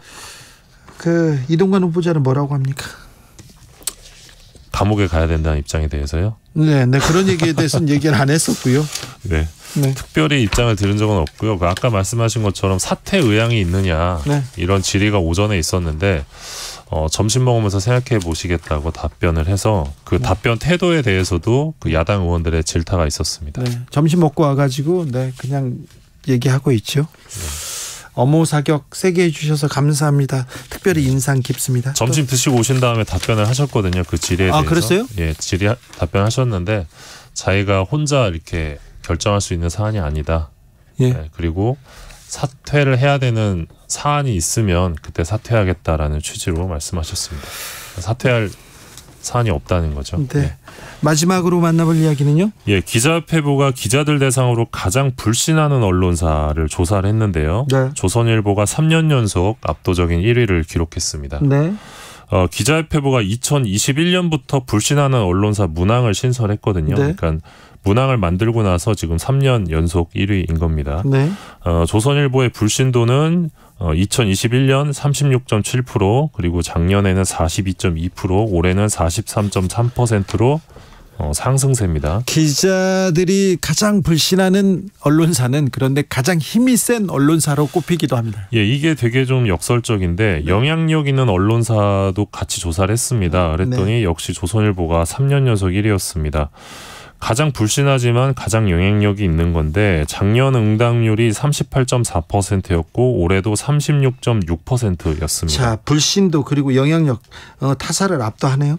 근데 이게 좀 재미있는 게 최근에 그 시사저널 여론조사를 보면 이건 이제 일반인을 대상으로 했거든요. 네. 일반인 대상 그 여론조사에서는 언론 매체 영향력 조사가 KBS가 1위, MBC가 2위, 조선일보는 3위였거든요. 뭐 KBS 영향력이 가장 크다고 일반인들은 보고 있죠. 근데 이제 기자들 사이에서는 조선일보가 압도적인 1위인 거죠, 영향력이. 조선일보가 쓰면 따라간다 이런 게 있잖아요. 그리고 안 되는 이슈로 만들 수 있다 이런 거죠. 사실과 달라도 계속 보도한다 이런 또 생각도 좀 있습니다. 예, 그래서 이런 상황 때문에 이제 기자 사회에서는 조선일보를 믿지는 않지만 조선일보 프레임은 벗어나지 못하는 그런 상황에 놓여 있지 않나. 그런 생각도 좀 듭니다. 윤석열 정부의 소통에 대해서도 현직 기자들한테 물었어요? 예. 대언론 소통 어떻게 평가하느냐는 질문에 이제 현직 기자의 85.1%가 잘못하고 있다라고 답을 했고요. 네. 잘하고 있다는 답은 9.9%였습니다. 네. 그리고 문재인 정부와 비교해 윤석열 정부에서 언론 활동이 자유롭느냐 요 질문에서도 자유롭지 않다는 답이 63.2%로 높게 나타났습니다. 네. 한 가지 덧붙이면 정부의 TV 수신료 분리징수에 대해서도 그 질문이 있었는데 기자의 53.6%가 부정적으로 평가를 했고요. 예. 긍정평가는 32.9%였습니다. 그렇습니까? 네, 그렇습니다. 네. 이번 조사는 기자협회보와 여론조사기관 그 마크로밀 엠브레인에 의뢰해서 기자협회 소속 기자 994명을 대상으로 7월 27일부터 8월 7일까지 진행을 했고요. 네. 오차 범위는 95% 신뢰 수준의 플러스 마이너스 3.11포인트입니다.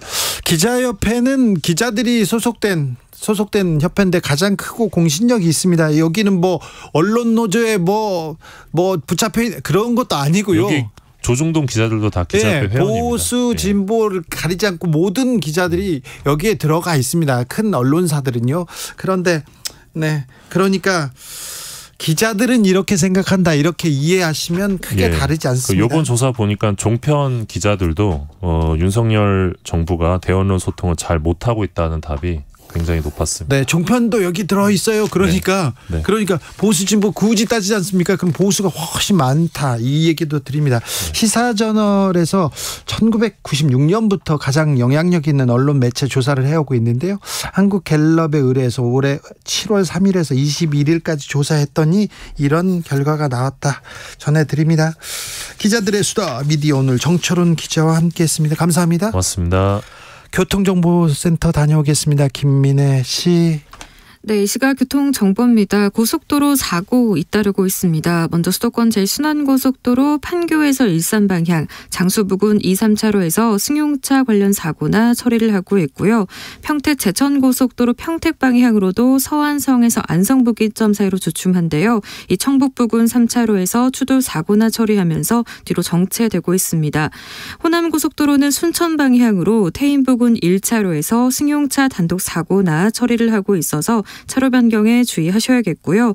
중앙고속도로 부산 방향 군위분기점에서 동명 동호 사이로 13km 정체인데요. 이 가산 부근 2차로에서는 승용차 단독 사고나 처리하면서 2차로가 막혀 있습니다. 또 초정에서 삼락까지도 차가 많습니다. KBS 교통정보센터였습니다.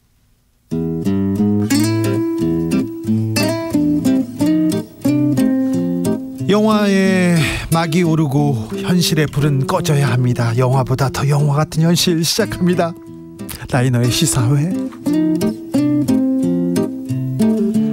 영화 전문 유튜버 라이너 어서 오세요. 네, 안녕하세요. 라이너를 만났다는 것은 일주일 마무리해도 된다는 겁니다. 여러분도 고생하셨다는 겁니다. 아이고 훌륭하십니다. 여기까지 오신 것도.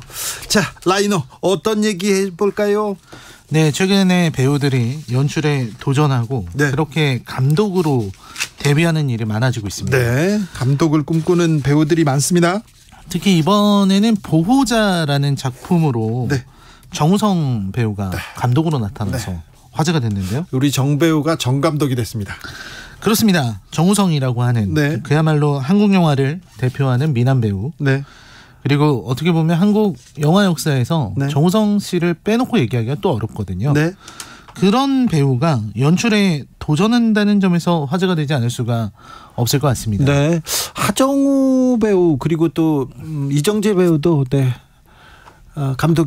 감독으로 데뷔했죠. 그렇습니다. 그 이정재 배우 같은 경우는 얼마 전에 헌트라는 영화로 굉장히 좋은 평가를 받았고요.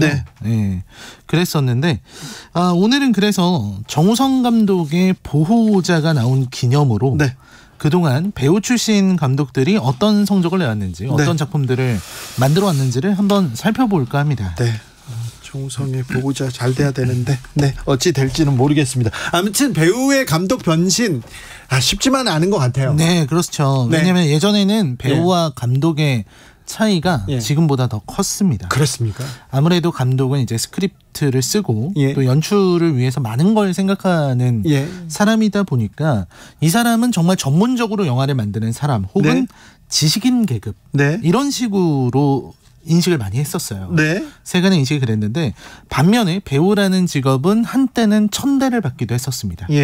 뭐 지금 연예인이 지니고 있는 사회적인 이런 지위를 생각해 보면 이해할 수가 없지만 예전엔 그랬습니다. 예전에는 배우라 그러면은 이제 좀 낮게 얕잡아 보는 그런 것들이 있었거든요. 그러니까 황정민 배우가 예전에 배우 나부랭이라는 표현을 하셨는데 그게 겸손일 뿐만 아니라 그런 어떤 과거 배경이 있었던 겁니다. 옛날에요. 류승환 감독이 사실은 어렸을 때부터 영화를 꿈꿨는데 영화 배우가 되고 싶어 했어요. 무술 배우, 이렇게 액션 배우가 되고 싶었는데 배우가 되려고 이렇게 영화판에서 이렇게 허드렛 일을 처음 시작했지 않습니까? 그때 보니까 감독이 최고네? 그래가지고 감독이에요. 영화계에서 이제 현장에서 뭐 연출부 막내 이런 걸로 들어가서 그래서 심부름 하다가 보니까 감독이 최고네. 그래서 감독해야지 그렇게 해서 감독했다고 자기가 얘기합니다. 그렇군요. 그렇습니다. 그래서 지금은 이제 배우들은 성공하면은 물론 슈퍼스타가 되지만 성공 안 해도 그냥 뭐 잘 살아요. 그래도 뭐 배우들의 길이 또 험난한 일들이 또 있습니다. 그런데요. 근데 그리고 또 이제 아까도 말씀드렸던 것처럼 배우가 감독을 하게 되면요. 좀 무시하는 경향이 좀 있어요. 그래요?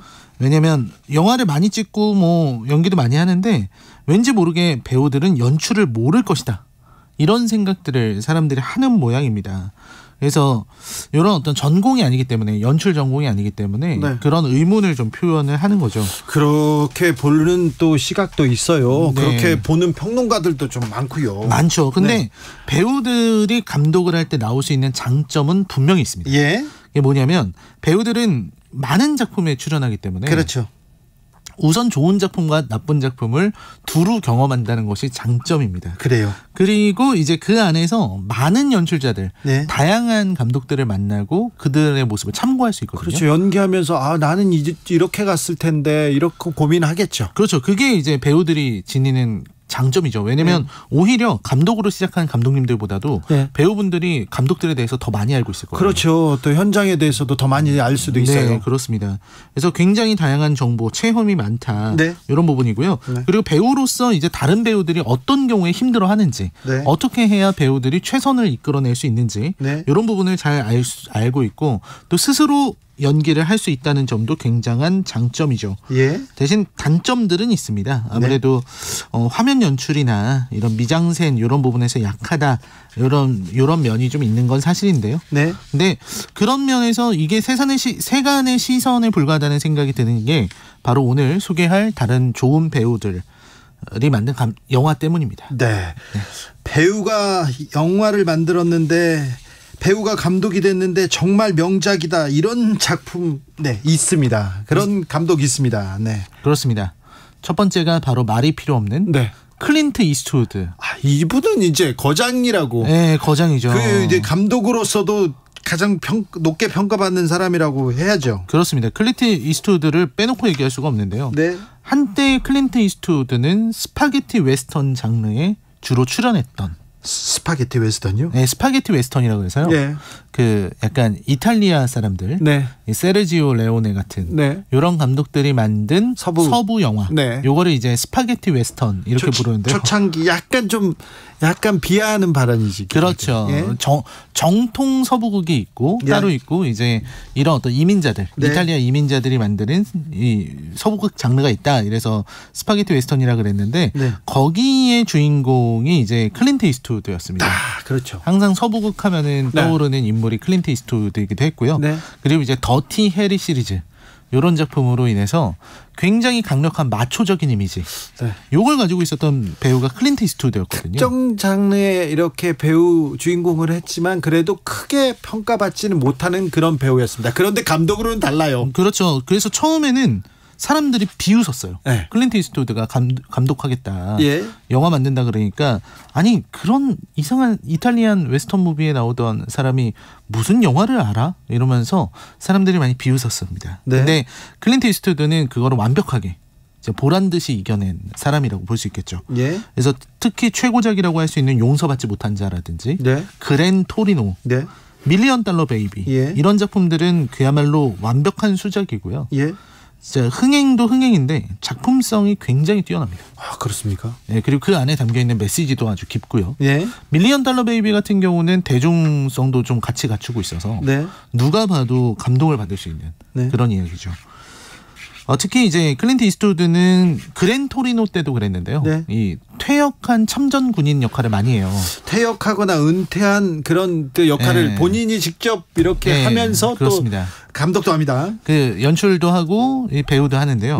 근데 대부분 한국 전쟁인 경우가 많습니다. 그래서 이런 면도 되게 평가를 받고 있어요. 왜냐면 미국 사람들이 생각할 때는 2차 세계대전이나 베트남 전쟁 이런 거에 비해서 한국 전쟁은 많이 알려져 있지 않거든요. 그래요? 그러니까 클린트 이스트우드가 자기 주인공 캐릭터를 한국전 참전용사로 설정하는 것 이것은 좀 남다른 의미가 있죠. 그만큼 이제 주인공이 참전용사고 미국을 위해서 싸웠지만 잊혀져 버린 전쟁에서 싸웠다. 뭐 이런 설정을 부여하기 위해서 최근에 나왔던 라스트 미션이라는 영화에서도 그 한국전쟁 참전 군인이 나옵니다. 근데 나이가 좀 많지 않나요 지금? 90이죠. 그런데도 지금 현역으로 활동하고 막 영화를 찍어요. 감독으로 하면서 주연 배우까지 해서 90인데 90 노인이 거기서 이제 그 마약을 운반하는 그런 역할을 합니다. 정말 가다가 이 고속도로에서 걸려요 경찰한테. 그런데 이게 걸어가는데 뒤뚱뒤뚱 이게 노인의 걸음이 있죠. 노인 특유의 걸음, 엉거주춤한 걸음이 걸렸을 있는데 때 그 표정 진짜 연기 뛰어나죠. 근데 그 뛰어난 연기이기도 한데 그 세월이 준 흔적 때문에 그 누구도 흉내내지 못할 거예요. 그런 연기는. 근데 이거 궁금합니다. 라이너는 클린트 이스트우드의 작품 중에 어떤 작품을 최고로 칩니까? 저는 그랜 토리노. 그랜 토리노의 엔딩에서 받았던 그 충격. 물론 용서받지 못한 자가 영화 클린트 이스트우드의 영화 전체로 보면은 더 좋은 평가를 받는 것 같은데 개인적으로는 그랜 토리노를 최고로 생각하고 있습니다. 그렇습니까? 자, 여러분한테 용서받지 못한 자 그랜 토리노 그리고 또 밀리언 달러 베이비 라스트 미션 다 추천합니다. 그죠? 추천할 만한 작품들이죠. 90인데 아직 현역으로 이렇게 활동하다니 참 대단합니다. 대단한 노익장입니다. 배우고 싶습니다.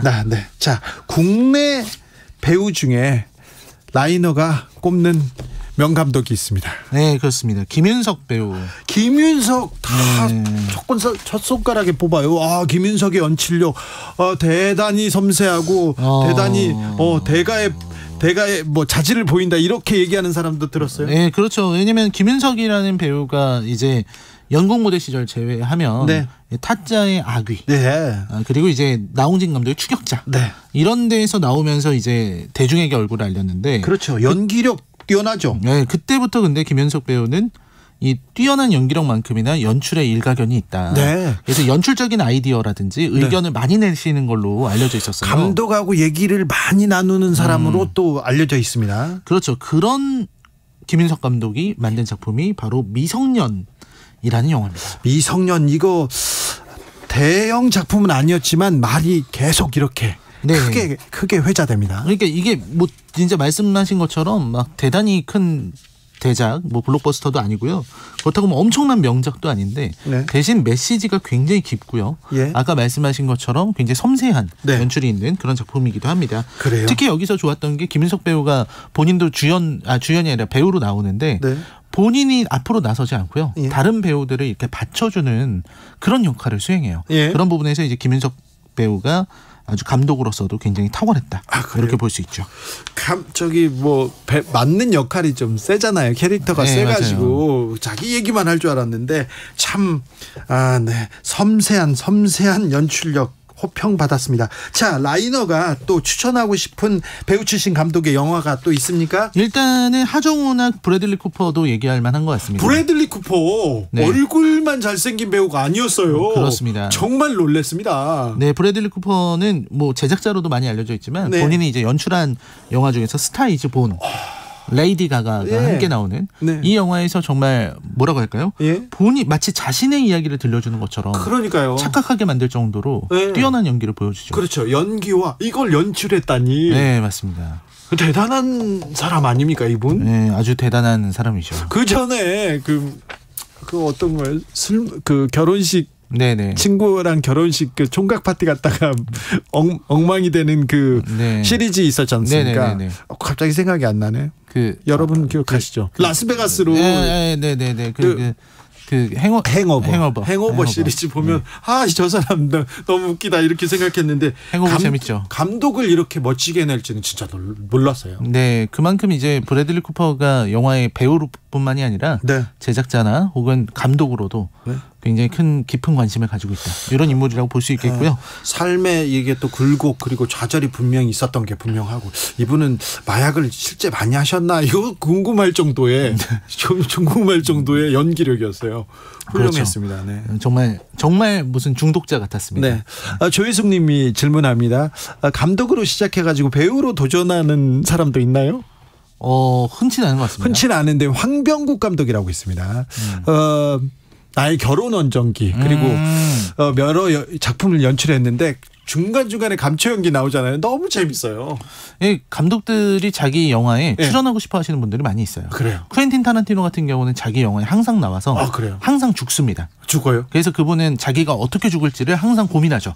그렇습니다. 이번 작품은 난 어떻게 죽을까? 네. 항상 다른 방법으로 사망하시는 그런 분입니다. 아무튼 감독이 카메오 출연도 많이 하잖아요. 이준익 감독도 갑자기 한 컷씩 나오고요. 그런 경우도 그렇죠. 있죠. 네, 황병국 감독 그 국선 변호사의 역할을 하는데 매우 사실적이어가지고. 네, 저도 알고 있습니다. 국선 변호사. 그렇죠. 네. 다 알고 있는 그런 작품이었어요. 난 참. 네, 류승환 감독님도 자주 나오시니까요. 네, 요즘은 좀 안 나오시네요. 네, 그분은 뭐 연기력 괜찮았어요. 경주였던가요? 경주. 네. 너무 웃겼어요.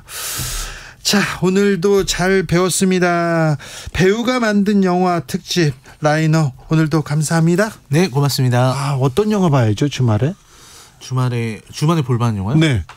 오펜하이머 좋습니까? 오펜하이머도 괜찮은데 좀 많이 머리가 아픕니다. 머리가 아파요? 네, 놀란 감독의 영화는 좀 어려운 게 좀 있죠. 알겠습니다. 네, 감사합니다.